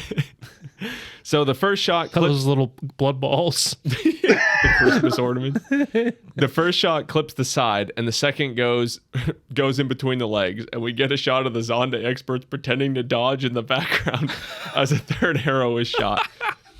The fourth shot embeds into the pig and starts the fountain of blood, as we've seen many times on the show. We get one more test up against the Zande shield, and it pierces straight through. When it hits the pig, we get Jeff saying, "It's bleeding like a stuffed pig," which is a line he repeats on more episodes, I believe. And he got it. He has said it in like an aftermath or something. He has said like he got that line from Rashad Evans in the Alexander the Great episode when he stabs with a Z-Ston. He says, "It's bleeding like a stuffed pig." So they bring out that shield. This is stuffed pig count. I'm keeping it. What are we up to? 2? Yeah, what's 2? Pierces right through the shield. So they kind of just, they look at some of the footage, but they go right to the edge for this one, and they give the edge to the Kapinga for greater killing power. Do we have any thoughts on this one, or what do we think? I appreciate them testing the shield, but Kapinga definitely deserves the edge. Yeah. It's got a dick on it. Well, Yeah. allow me to just reiterate what I said. The Kapinga definitely has a greater potential for damage. If we could have seen some greater accuracy at those longer distances, would that have changed like your mind? 100 or 150 yards for a long range weapon, I would definitely give it to something that can hit the Zande like out farther. But based on what we see, it's very obvious what you have to give it to. Yeah, it's like the show wanted you to not like the Plus, what Craig says, Kapinga. what Craig said, the Kapinga's got a friggin' penis on it. I can't not. The Kapinga looks like it'd be a formidable just hand-to-hand weapon as well. Not Yeah, you could just swing it. Some of them are made for that. But then That's you'd kinda have to hold the dick. And just like, I'm ready. there is a shot. You're nervous in battle. You're stroking your weapon. There is a shot whenever he throws the Kapinga into the dummy and Armand goes over to assess it. There is just a shot where it's Armand looking down and there's just this big dick pointing right at his face. Oh yeah, the Kapinga hits the torso thing like in the gut, and Armand says, "Oh, that's an insta kill." And I'm like, "What? Like, what do you?" Yeah, What if you went to a trauma hospital? yeah. Armand could save him. So, Edge Kapinga on that one. We got our next Aztec weapon. It is the Tech Paddle, which is the sacrificial blade, kind of little obsidian knife. We get short range, 10 inches. Hey, I'm sorry to interrupt. Can we cover some of the stuff that gets said like right before Sure. the tech paddle? I just wanted to mention they do a little segment where Coley's like, the Jaguars fight as a unit while the Zandes fight as an individual. I researched this because I was like, I'm interested. I found nothing that suggests like geniuses. Zande's attack. Yeah, that they're tactical geniuses. All right, let's send one guy in. They never show the Jaguar on the show in like more than one at a time attacking also. Yeah. He's like kind of like a stealth. He's like hiding in a tree or something and jumps down. And he might be in like groups of 2 or 3 or whatever. What, Lucas, are you saying the Jaguar can't fight outside of the phalanx? We're going to move on to the tech battle. So I found nothing about like Zande dueling or any kind of like single guy tactics. I don't know. It was kind of weird, but and then I noted that David has another like cringe moment where he gets like too serious. It's really hard to tell. He like rides the line of like, is this guy legitimately getting pissed? I mean, he rode more than the line and Jesus. paid for it. And he goes, all they care about is dancing around and trying to intimidate you. That shit don't fly with me. So I think we're on David's like third S word of the episode. like 15th cringe moment. Yeah, right. Both teams accuse the others of just dancing around. That is true. David looks like he is on the border of like saying some like racist stuff. Like he's on the border of being like, the Zandes listen to their hip hop, their hats on sideways, it's like that shit don't fly with me, okay? He's like, I was in Twilight. Oh my god. Yeah, Allegedly. and the fact that shit doesn't fly with him really speaks volumes because apparently he's pretty loose about stuff. What if there was He someone? lets all that shit fly. What if you had like a twin brother with the same name that actually wasn't him or something? Twin brother with the same name. The mom's a real villain there. Mom's like, what do you think we should name them? Dad leans in. All right, hear me out. You'll never mix them up. That's why he's so pissed all the time. So Name them both David. we got the tech paddle, the next Aztec weapon. This is the sacrificial blade and dagger. Short range, 10 inches, 8 ounces, obsidian and bone. David says it is a dagger for battle and ceremonial purposes. Jeff says, like many blades, it's very brutal on the battlefield. And we get a quick 2-second shot. He does this. I just got to present this correctly. Jeff goes, oh, like many blades, it's very brutal on the battlefield. And then quick cut to this like 2-second clip of this guy getting stabbed. And he goes, he gets stabbed twice, and they play the same sound effect twice. Yeah. So it's the same knife effect and the same scream effect. It gets played twice where he's like, oh, oh. It's like a subliminal message, like it's one of those blink and you'll miss it, but it's so ridiculous. Like one frame in Fight Club. It's just like that shot. It's reminiscent of the last episode, the toothpicking Yes. thing. Oh. And then your Meyer Lansky go like disgusted. Anyway, I just want to point that out because it was funny. So, boys, is this dagger actually used in battle, or is this just more of a ceremonial dagger? And is there any issue of brittleness with it? Since is it 100% obsidian blade? Did we cover the test for the tech paddle knife yet? We'll get to that after the history. All right. Yeah, we'll just talk about it. Yeah. All right, look.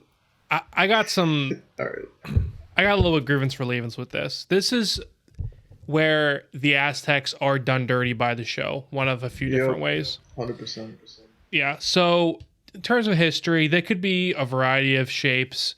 The one on the show seems to be just like a triangle with no handle or anything, just like you hold it like this and like you stab, like very sort of unwieldy. Now, according to Wikipedia, the Atlatl knife was traditionally used for human sacrifice by the Aztecs, but it was also the short-range weapon of the Jaguar warriors. Now, the word short range, I feel like they're talking about Deadliest Warrior. Yes. Like That sounds like it's cribbed from Deadliest Warrior. yeah, like they think that Deadliest Warrior, every single person on that show has like a kit Yeah. in real life.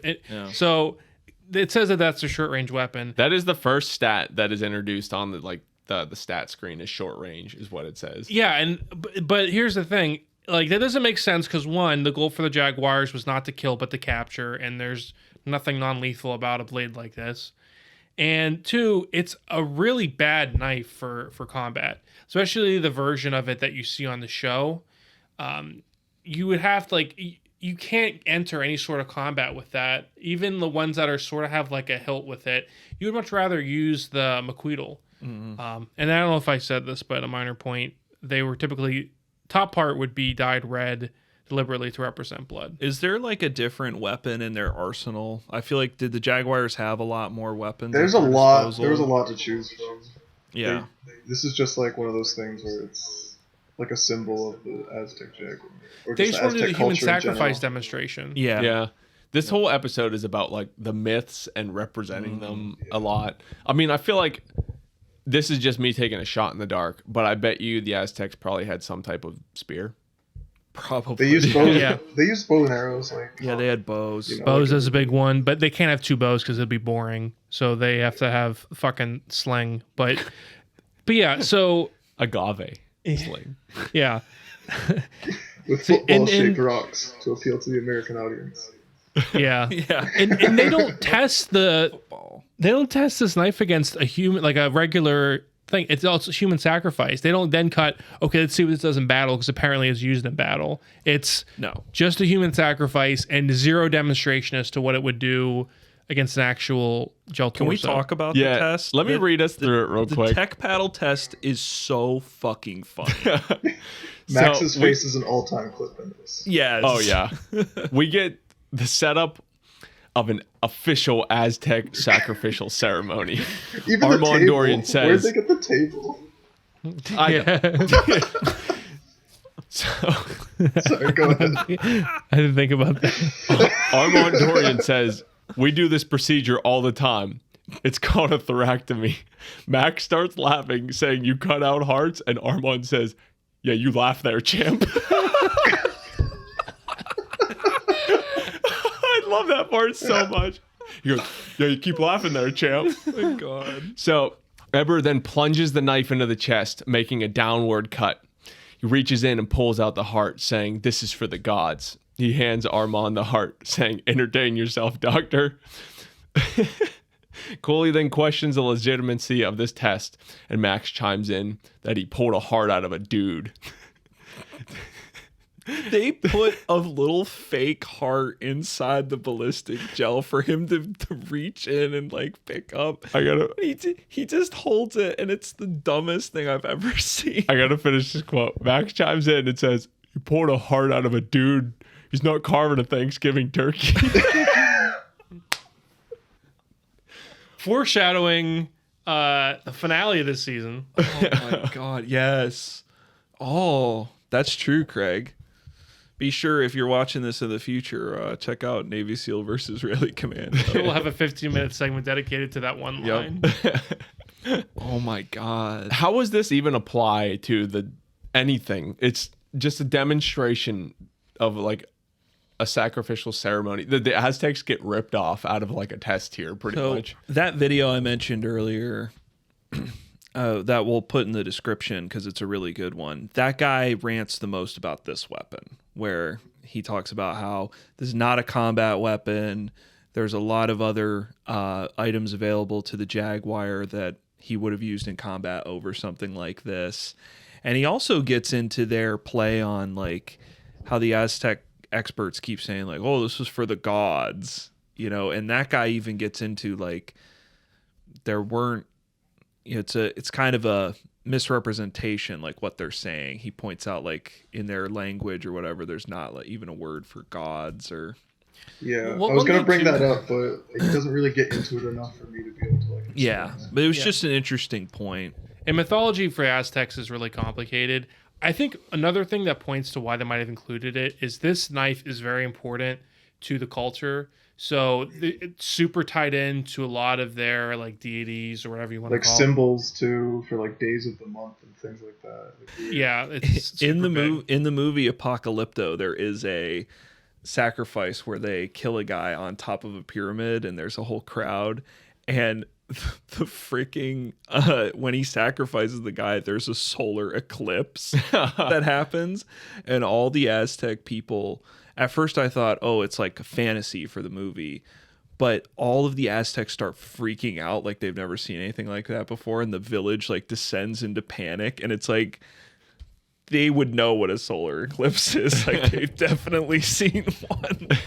Isn't that like a huge part of their like culture? Yeah, like the Mayans knew what solar, but they wouldn't be like, "Oh my God, the world is ending." With how much like it's the year 1500. Yeah, with how back in that year, I feel like no matter who you are on the Earth, you probably like paid attention to what's going on in the sky. Well, they had math. They built that pyramid. Yeah, like if they have the math for that, they can like calculate stars. That's insane how they can build that. Yeah. Mine, Neil deGrasse Tyson's like, you know, this happens actually once every 8 years. Really not that important.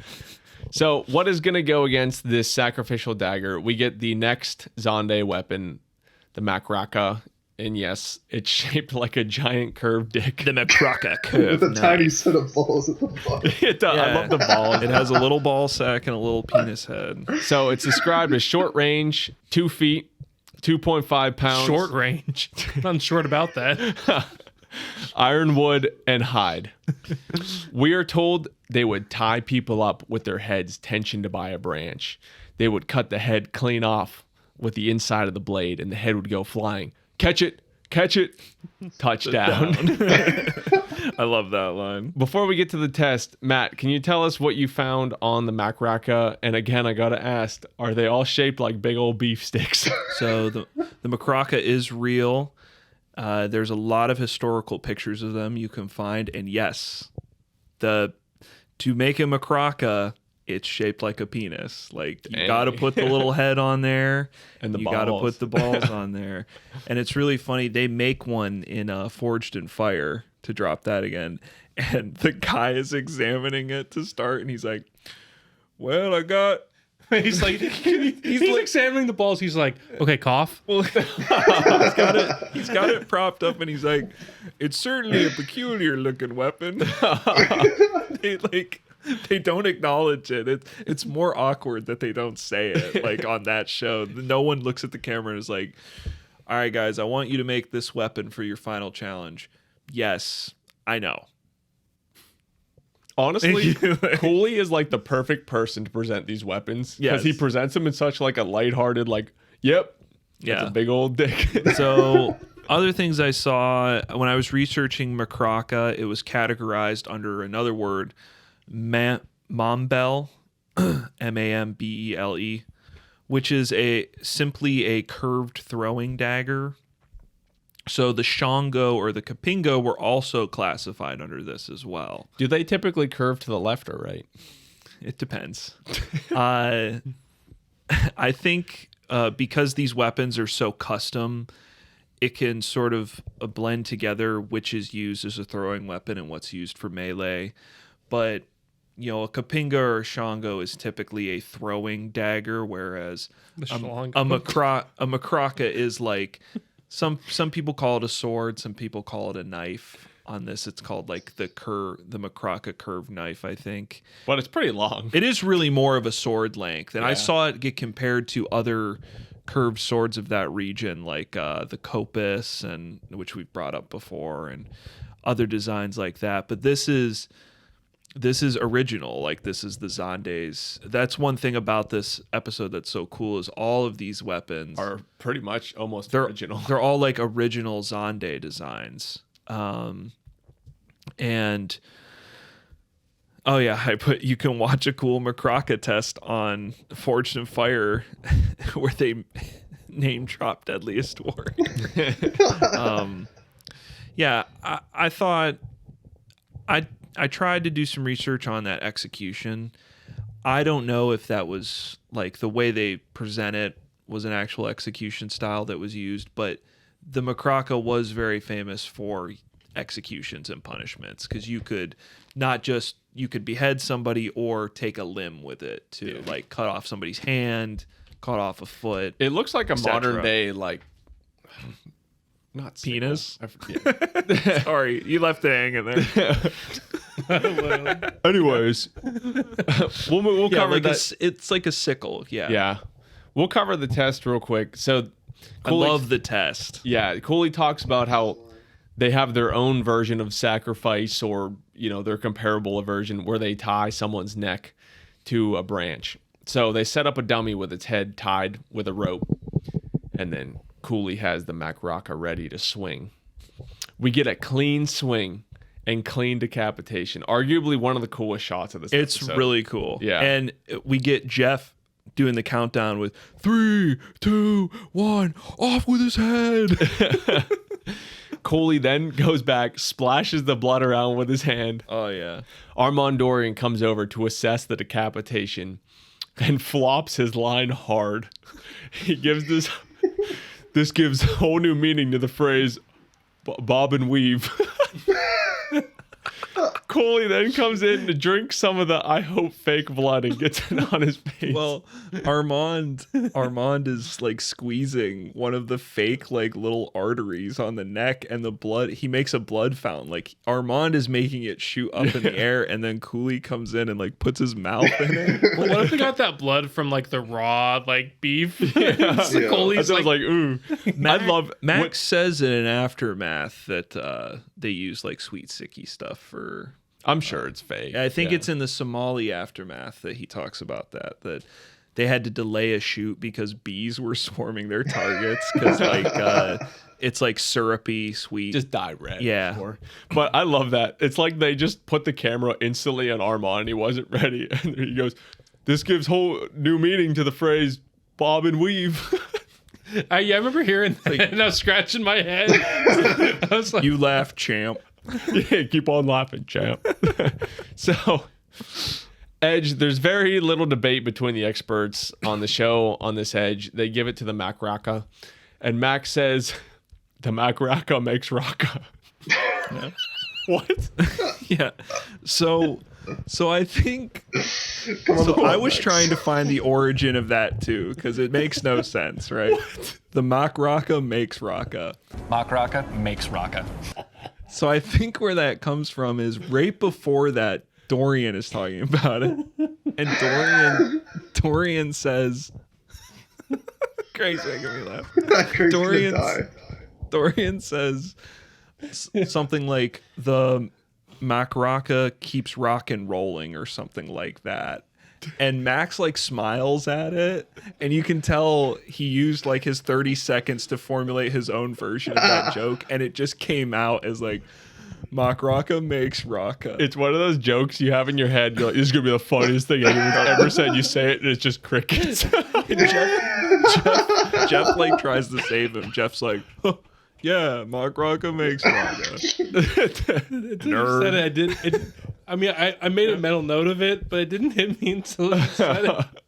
These are all things. I love that they keep these in the episode. These are all things that should have been cut, but just weren't. Dude, you could have fit a whole other test in that whole aftermath where they cut the head off with the makes Raka. Everybody breaks character there. Like all the hosts are breaking character. Like everybody but Coley is like, even the Aztec guys are like laughing at it and like are like psyched out about it. Is that the test where Coley like grabs the David or whatever and he's trying to like bring him over to look at That's for the bow. Ah, yeah, that's right. But like everybody is breaking character after that because it's the blood fountains coming up. But he's just having fun. You know? Oh yeah. So the edge goes to the Macrakka again. Any opinions on this one? I guess I'll go first and just say from everything I've seen from people that have like researched the Aztec, say that they got screwed giving them the tech paddle here. So I would have liked, obviously, for the odds to be evened a little bit. They probably should have gotten a more sword equivalent length thing. But based on what we saw, I think you have to give the edge to the Macrakka just for being bigger. Yeah, seeing as the Jaguars are the Green Berets of the ancient era, it's like giving them an E-tool. It's like there's no scenario where they're actually going to whip this thing out. It's so unwieldy. David begs to differ. Sorry. Much like that, this weapon is like 3 inches long. Yeah, that's it. Any thoughts, Walsh? No, I think Matt hit the nail on the penis head. Yeah. So we get one more weapon matchup in this episode. Dude, I just realized our next episode Roman Centurion? No, that's a couple. There are so many like penis jokes in it's coming. Roman Centurion episode. This one's the more blatant episode. That one's the more like you got to pick up on it. It's because everything is named like Pelis Pelum. It's like, how am I supposed to say that with a straight face? So we get one more weapon matchup here. We get introduced to the Aztec weapon. Oh my god. The Atlatl sling. What is it? Atlatl sling. Range of 660 feet. And then they tested it like 10 feet. A 5-foot loop made of agave fiber and sharpened stones. And the agave strap that can hurl specially crafted killer stones can deliver crushing death at a distance more than 2 football fields. Yeah, I was just going to say, it's like, 2 football fields of fucking slinging this rock. Why didn't they put that to a test? I want to see that. Well, I think if there was like a group of people all like yeeting them, it's just Aaron Rodgers with the sling, just like trying to. The aforementioned like video that we keep referencing, he does put clips of the Aztecs. He claims in his video that the Aztecs didn't use those football-shaped rocks; that they used clay balls, and he was showing the ranges guys could hit out to that, like, because it was talking about the segment of the clip he was showing was from a show that was talking about the conquistadors fighting like the Aztecs, and that the Aztec slings could outrange the conquistador muskets, and you get hit by one of these freaking clay balls that's hurtling at like gonna hurt. They said 240 kilometers an hour. Yeah, which, you know, my American brain doesn't understand, but I know that's really fast and it's going to explode on his head. And I want to see that, like you guys were saying, I want to see that. I want to see a weapon where You say 240 kilometers an hour. 150 miles an hour. So if somebody gets that freaking clay ball launched out there at like, even if it's not 660 feet, because we know they fudge those ranges on this show all the time. Even if isn't it's that like the range of like one of the modern guns they tested? Yeah, it doesn't have to be that far to outrange this bow that they show. And I mean, if you can hit with one of those clay balls, like it is going to be way more effective than what we get to see here, where he's launching a rock from 10 feet away. Well, the test, this is one of those weapons where, like, I think you do really need to have some practice with it to be effective. Yes, for sure. But so it's not fair to, like... Well, that's the downfall of every sling they show on this show is for the first one, they don't even try it. Remember, for Apache Gladiator, it's the first time we see the sling. They don't even try it in that episode. They're like, we brought out an air cannon. Yeah. And then they try it after that a few times. And I think it is a thing in this show that every warrior that has the sling loses their respective episode. And I think it's arguably because, like, you bring a guy on there that's never used one, he can't use it he can't do the impressive shit where he's throwing it out 100 If I could yards. spin that thing and just get the projectile going the direction I want it, I'd be like, right. It's static. So, Walsh, you bring up a good point. I swear to God, there's a pistol where the range on it is like 45 yards. There's no way. Well, they call that effective range with pistols. Yeah. Yeah. The actual range that the bullet completely travels is much different than the effective range where you can accurately shoot like Well, they call them both range. So why wouldn't they list the effective range for the sling?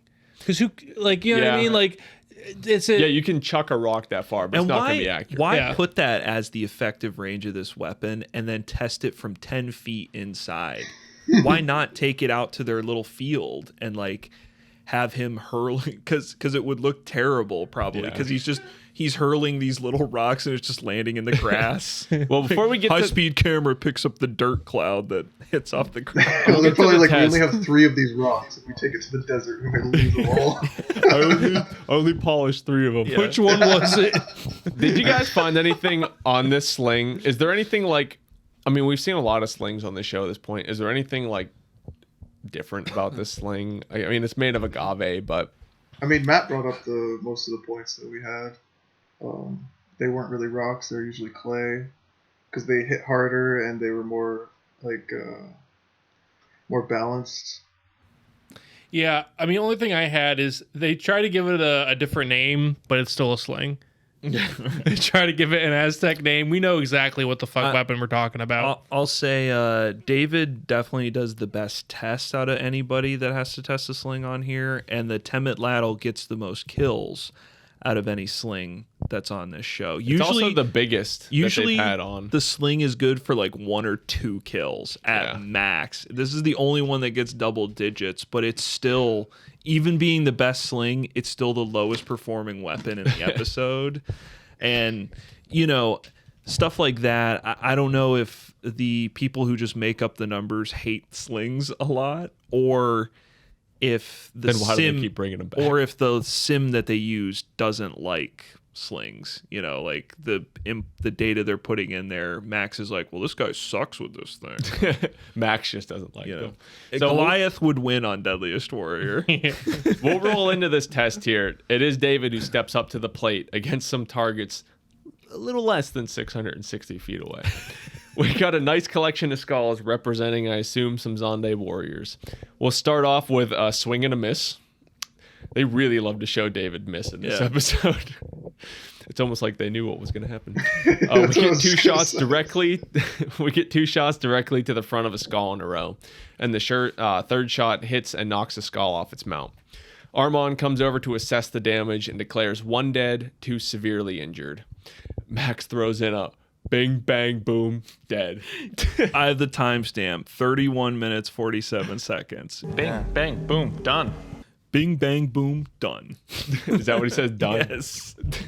Let me correct that in my notes. Sorry, I just wrote it down. So, So, it's a sling. We can move on to the final Zande weapon, which is it's a bow. Yeah, the Bato bow and the Pima arrow. So we get 4 feet for the bow, arrow 2 feet, wood fiber, iron. Why didn't they present this in 2 pieces? Right, because it's a bow and an arrow. An arrow. But we get wood fiber, iron, and poison is the little addition they give here. A special weapon with a double dose of death. Comes with poison called Bengay, the equivalent of today's chemical Strychnine. Strychnine, that's what it is, or essentially rat poison. Matt, can you tell me if the Zande warriors use this poison with their bow and arrows, is there anything interesting about this bow compared to every other bow we've seen? Okay. So I loved doing the Zande. Some cool history. All the weapons, when I searched them, stuff came up until I hit the Bato bow and Pima arrow. The only thing that pulls up when you search for Bato and Pima is the Deadliest Warrior wiki. And you always know it's a bad sign when you Google that and it's like, oh, seen on the Deadliest Warrior fandom website. And I'm like, fuck. So I couldn't find any bow that was called the Bato, and I couldn't find any arrow that was called the Pima, which makes me wonder if that is just like the Zande word for bow. I think that and happens a arrow. lot, with these, because they can't just call it a bow and arrow. I guess I could have fact checked that. You can probably search it like Zande word for bow, but that's probably what it is because I couldn't find it anywhere. Like, I mean, Bado sounds like bow. Yeah. And like nothing comes up. I'm not even going to try to search. Yeah. So I couldn't find that. In fact, I only found 2 sources relating to Zande archery. One was a blog post made in 2012 after Deadliest Warrior ran. And when I read it, this guy looks like he just like copied it right off of Deadliest Warrior. And the other was a source saying that Zandes didn't even use bows. So here's what I did research because I didn't want to just turn up with nothing. So recurve bows have existed throughout the continent of Africa, for a really long time. And there is historical records of arrows they've found with poisonous tips on them. Yeah. I can't speak to what kind of poison it really was. I'm sure that strychnine thing doesn't come from maybe they made it up. I don't know. But it's within the realm of possibility that they used bows with poisonous arrow tips. However, I couldn't really find anything that specifically confirmed they used bow and arrows. Maybe they did, but it's weird that there's all this art and imagery about all these weapons that they use, even weapons that aren't mentioned on this episode. Different spears that I was talking about. They have throwing spears that were very popular because they were very lightweight. You could just carry a spear with you on the desert, and on the savannah, and nothing about bows. So I did find that interesting. But that's almost like one of the weapons you'd think would be like guaranteed, like, oh, this is probably something they actually it's used. Certainly possible that they had a kind of recurve bow. And that if they had arrows, they would have iron arrowheads probably. As far as the poison goes, again, it's possible. I cannot say for sure. And it got me thinking more on how poison would really work in the Deadliest Warrior sim. We'll kind of cover that. How is it sim. scored? Because they put this residue on there, and I guess I could have researched this a little more, but I was looking up strychnine, so I'm on the FBI watch list. But I was looking it up. You and David. They have amounts for different size of animals, including humans, and how many milligrams of this poison do you need to kill something with that? And I was reading there is a lot of history of strychnine being used in ancient weaponry. So, like I said, totally possible the Zandes could have used it, but I wonder how that correlates in the sim. Because I wonder how poison would dry on an arrow tip, and how long does it stay effective, and do you need it to puncture you and deliver a full shot of poison right into your stomach for it to be effective, or what if it glances your arm? You know what I mean? Will you? It does, but I almost question the validity of it because if it touches your bloodstream, it should enter your bloodstream no matter what. I mean, but it might not move quickly throughout the system. Just die off. Yeah, I think he addresses it as in if you want it fast acting, it has to get so far into it, which is probably a more accurate medical. He probably knows more than I do. Yeah, but we'll roll right into that test. So it's actually Gordon who tests this one. Yeah, instead of Cooley. steps up from this test, they say from 35 feet out on a gel dummy torso. They get a little more hyping up with Cooley as he fires some arrows into the dummy. Looks like this is my only grievance relievance with this episode. If you go back and watch this, it looks like he is barely pulling the bow That's back. what I had that written down too. He's like does not know how to shoot a bow, or is just not either strong that- enough to wield this one. I have a theory. I think this was to weaken the arrow penetration or just for a safety of indoor shooting.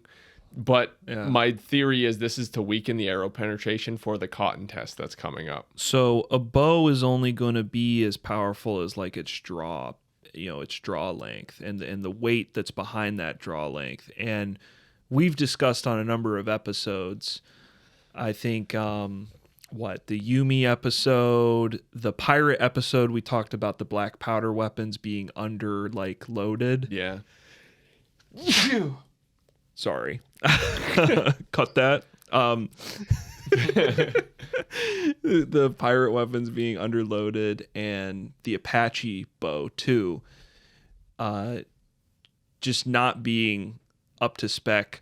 The knight's crossbow, if you remember, a knight's Him getting his crossbow- ass kicked by a pirate? I remember. The knight's crossbow typically requires some kind of winch or pulley to pull it back.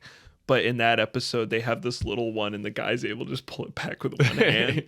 And I think it speaks to a tradition on this show of just making these weapons underpowered, probably for safety reasons, probably for testing them indoors. But most likely, I think you brought up in those episodes and just now, the best theory is to create tension. Yeah. If we show this black powder weapon not penetrating a knight's armor, makes it more exciting.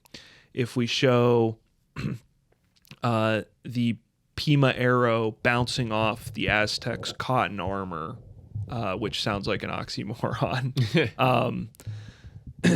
Well, it penetrates, but they use the penetration during this episode. Yeah, but if we show it, some of them bounce off a little bit, and if it's not going in super far, then it creates more tension that this weapon is not like Effective. as effective. And they can give the edge when they need to even out the edge, they can give it to, the sling. Yeah. So during the initial test, Gordon delivers what looks to be 6 shots directly into the stomach. And then they have Armand look at it, and he goes, this is just far enough to deliver the poison into the system. So then they have the Aztec guys come in saying, oh, we have this cotton armor that we wear, which I wrote the name for that. Ichka Willy Billy. Wee Billy. Don't look at Ichka me, Wee man. Billy. I didn't bother to write that down Yeah. when I heard him say it. I tried. It's cotton armor. Yeah. Ichka Wee Billy to test Craig, against you're the wearing some arrows. cotton armor, aren't you? So with the cotton armor in place, the arrows do not penetrate deep enough, according to Armand, to deliver the poison in a quickly effective manner. This test to me feels very faked, as they purposely did not pull the bow back far enough to create a wanted result, essentially, for them. So I think this is the only kind of test that I was like, Also, little when bit off. Dorian's doing that whole inches thing, I noticed, like when he's talking about 2 or 3 inches, it's not like they measure that at all. no, he always does that. They Where he don't grabs measure it it? and he pulls it out and he goes, The eyeball. He just about he it. eyeballs it. He's Yeah. like, that's about 2 inches. I mean, he's a then he'll eyeball doctor. it Don't you again. trust him? It's not that he's a doctor. It's that he's on this show. He's on deck. So, given these facts, as the show presents it, the edge is given to the sling and cotton armor combo, which kind of gets brought in as a companion to the sling because of the penetration issues of the bow. So, how do we feel about this one, boys? Any strong opinions of the sling being favored over the bow?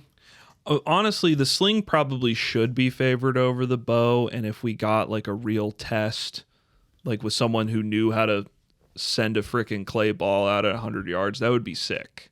But this is Deadliest Warrior, which means the sling is a kiss of death. So as a Deadliest Warrior fan, I know that the bow should get the edge, but based on what we see and based on the research, I think the Atlatl should probably get the edge, because who knows if the Zandes even use this thing. Yeah. So With the poison. those are spit of my poison. those are my only thoughts. In a way, I agree, but in a way, I also disagree with it. Walsh, how do you feel? Um, yeah, I don't know. I guess I kind of agree with Matt. Like the sling, like it could do some damage. Obviously, if a bow and arrow is being used properly as well. Like, so Edersol makes a good point during the sling test that we make on this show all the time, or you guys do. I do so once in a while, which is that it's a lot of this is like who's using the weapon, not what the weapon can do. I wrote that down. When they bring out the sling, He specifically they like mock it, and he's like, "Listen, it's not about what we're using; it's about who's using it and what they can do with their weapon." Yep, they're mocking it. And he's like, I see your tribe's attitude toward weapons is a little different. You know? And he does the Maxime Franz. Guns don't do the job, people do the job. So I don't know. This one I could have seen being a draw, I guess. Yeah. Greg, any opinions before we move on? All right. Well, everyone knows what time it is. There's not much left to do except take everything we have and throw it into the sim. Ladies and gentlemen, as well as being your host today, I am also your sim master. Can You I say say Simp Master? before the sim? They do the reviews of all the edges. Jeff talks about the Kapinga, and I just wanted to say, because it's a great line, Jeff's talking about how they give the edges of Kapinga, and he goes, when you put a man's genitals on a weapon, you're making a statement. This episode does have like the best one-liners, I swear. So sorry to interrupt you. I had to get that line in before. Another thing I want to say before, when they're introducing the sim itself, the studio who makes the simulation is now back to being called Slytherin Studios, when last week there were Slytherin Strategies. Which my only suspicion is that like they got some sort of what's it called? Cease and desist from J.K. Rowling, because I don't think Slytherin is used in any other context. So they're like, okay, we are Slytherin Strategies. I was about to say it. I was about to make a Harry Potter joke about that. It has to be why they would change their name to that. And yeah, so we're back to Slytherin Studios now. So. And also Dobby banged Luna. Absolutely foul. Let's move on. Sorry. I should change my name to David.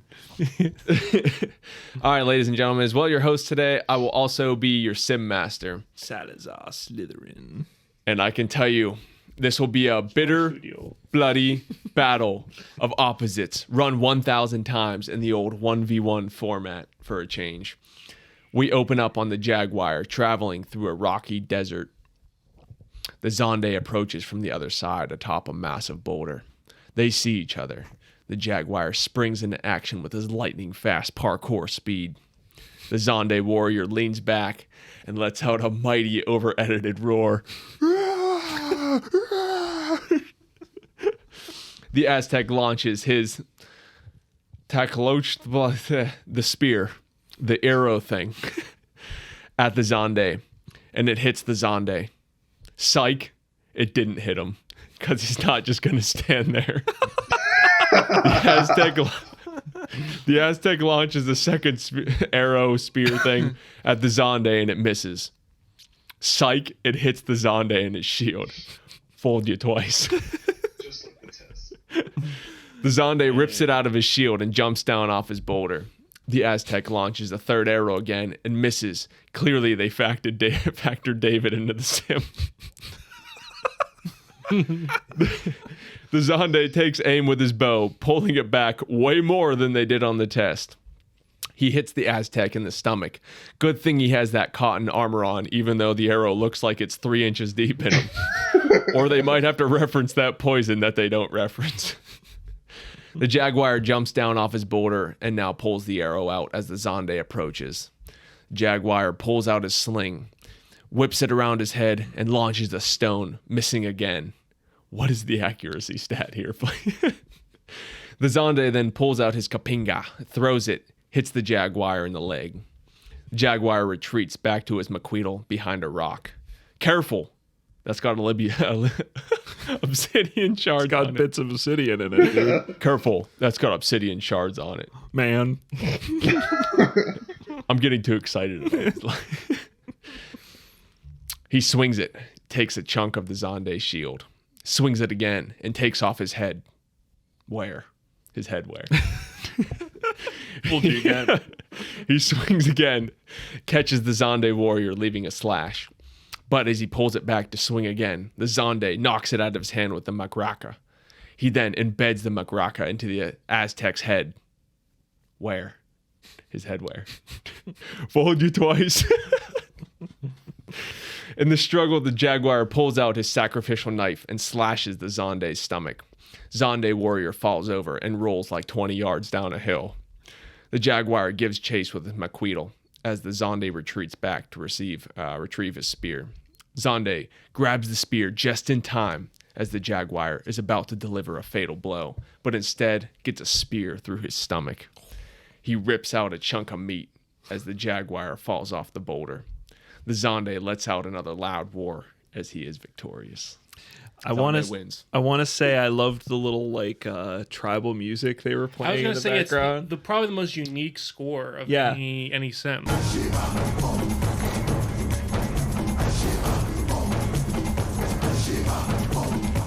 It's like it's the only like remix on the Deadliest Warrior score to try and sound like like with drums beating and stuff. So we'll cover the final stats of the sim here.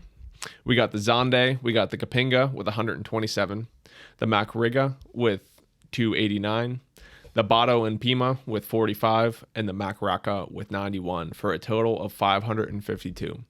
So the Aztec, the Atlatl, and the Arrow with 86, the Macuahuitl with 319, which is the most kills of this matchup. We got the Talatl with 11 and the Tech Paddle with 32 for a total of 448. Now, Matt, I know you have the facts. How does this episode rank in terms of total kills? It's actually middle of the pack. So there's a kill differential of 104 between their results.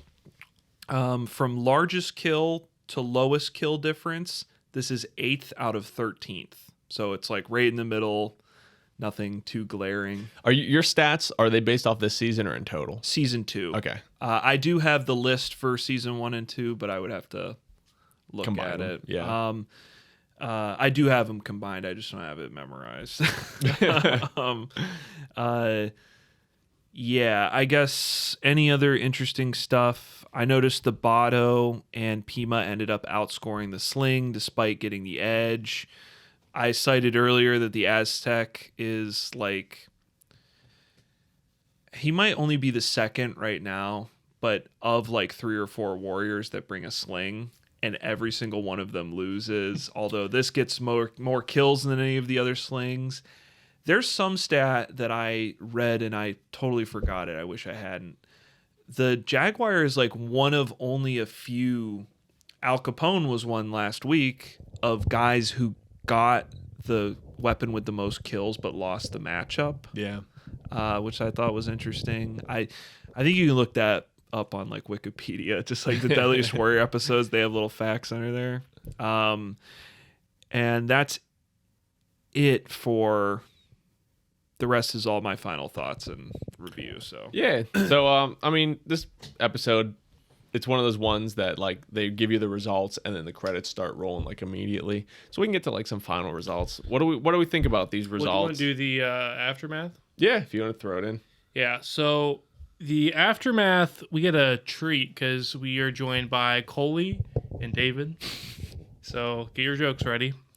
So just some observations for your aftermath, so you don't have to pay the $3 to watch it.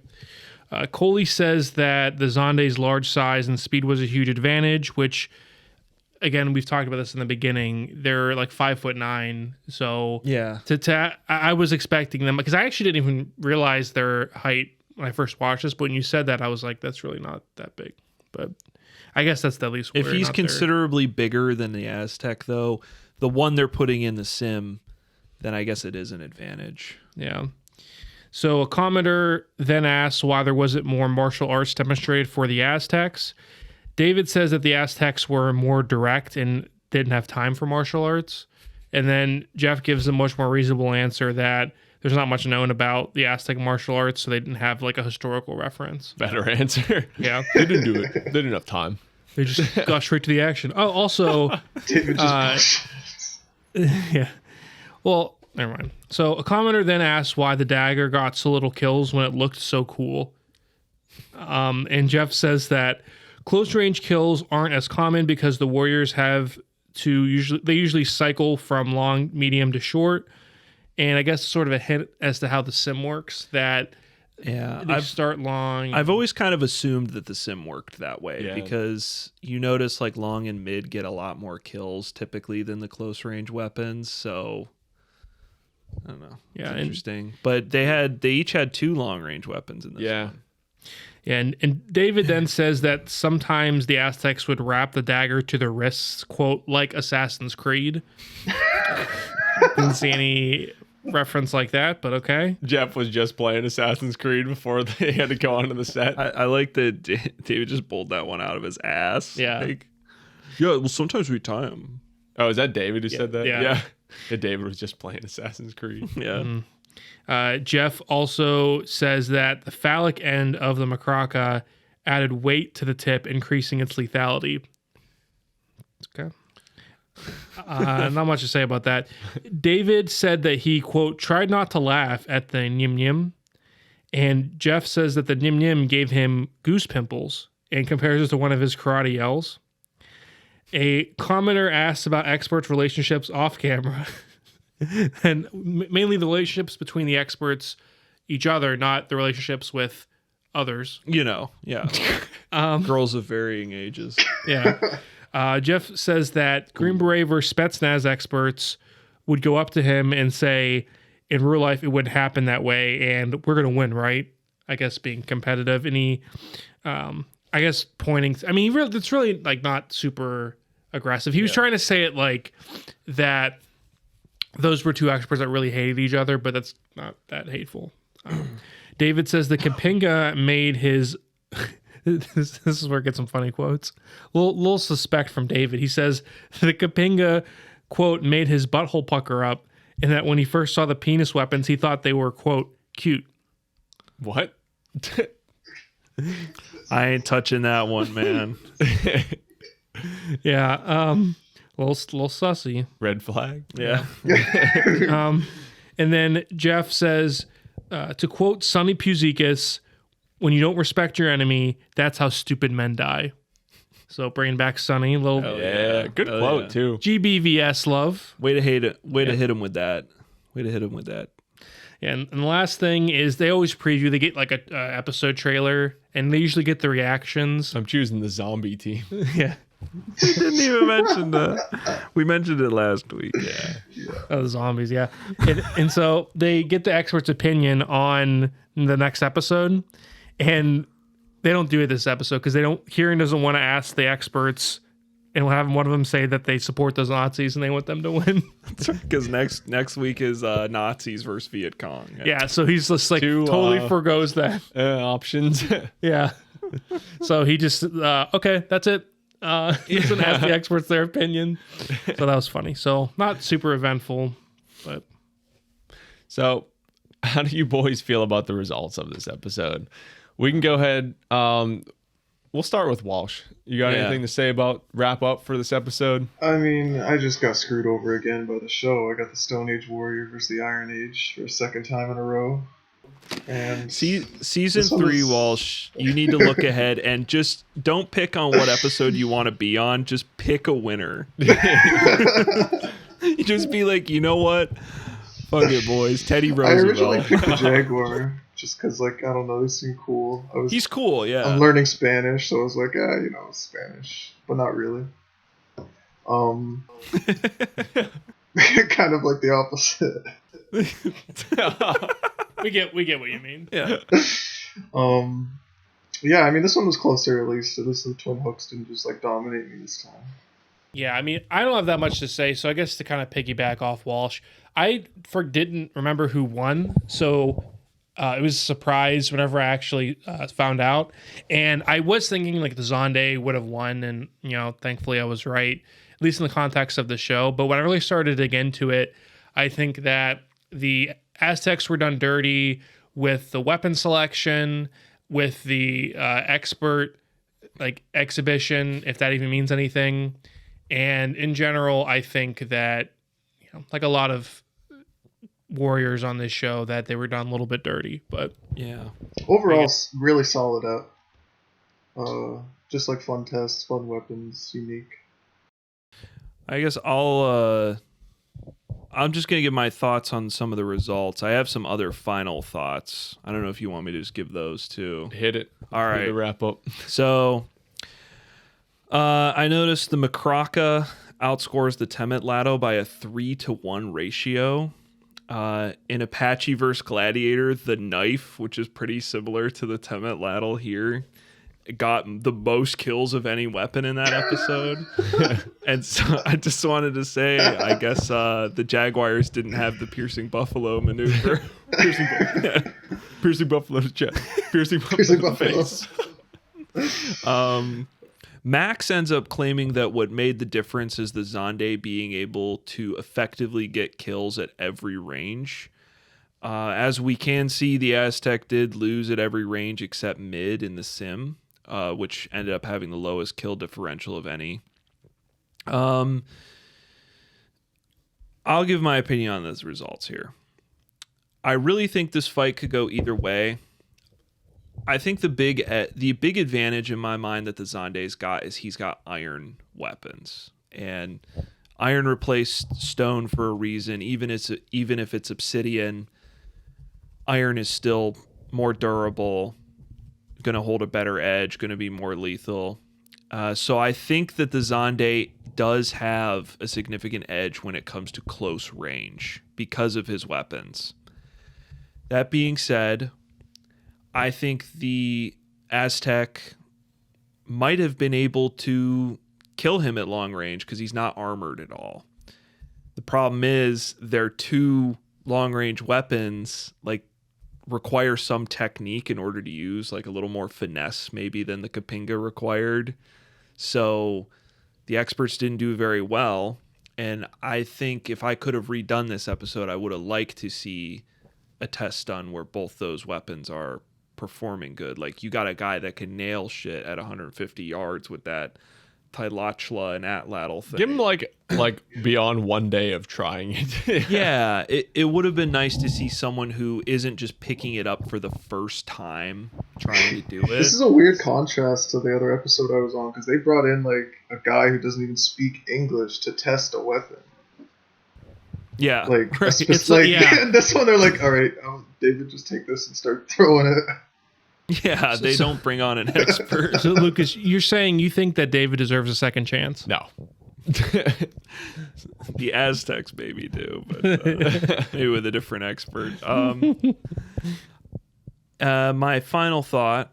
So those are my results, my thoughts on the results. I agree based on what we're shown, but I think, there could be better things done for Team Aztec. And if they can close that gap at long range, I think that can take away the advantage that the Zandes might get at a closer range. My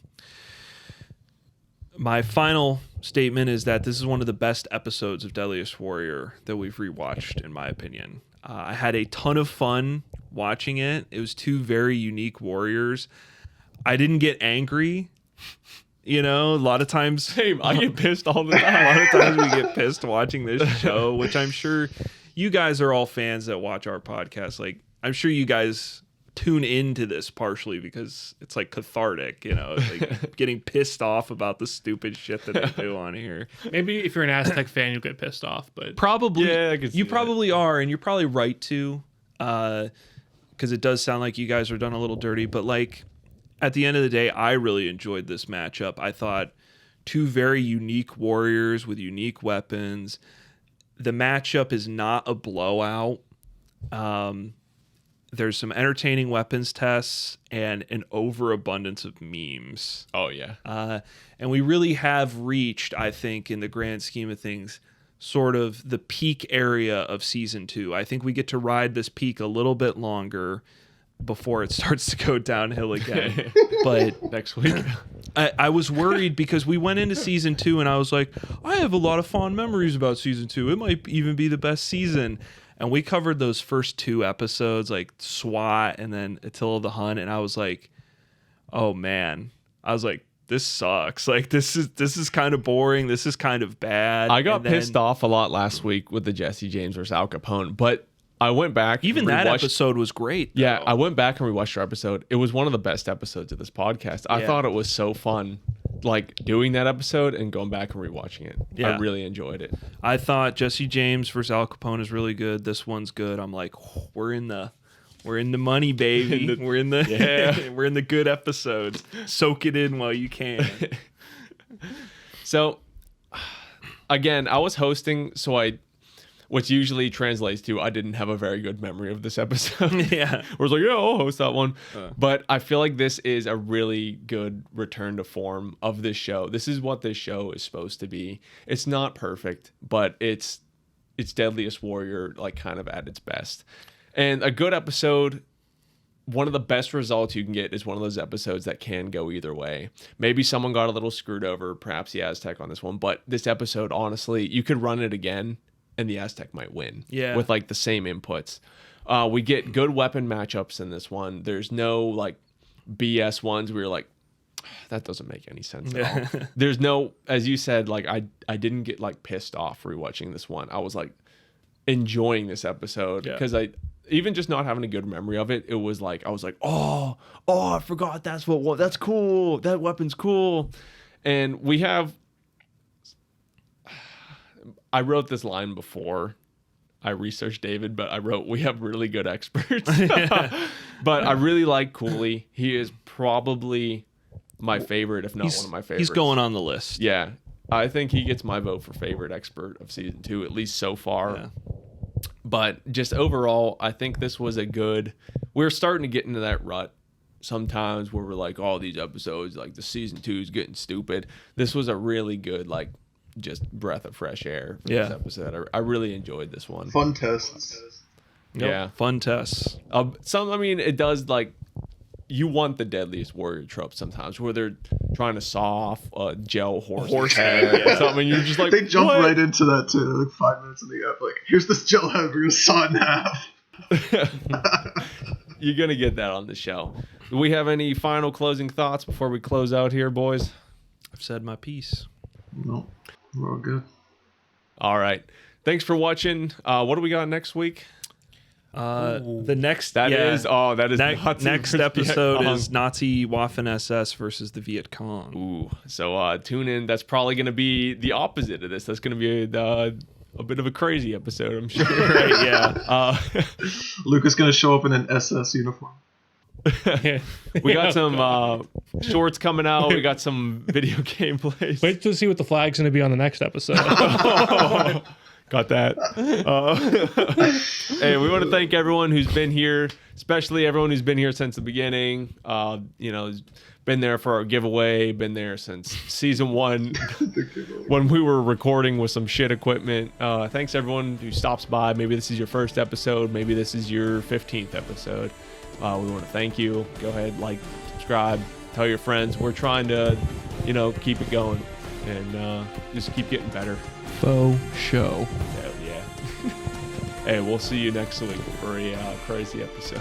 Stay deadly. Stay deadly. Stay deadly. Stay deadly. Bang, bang, boom, done.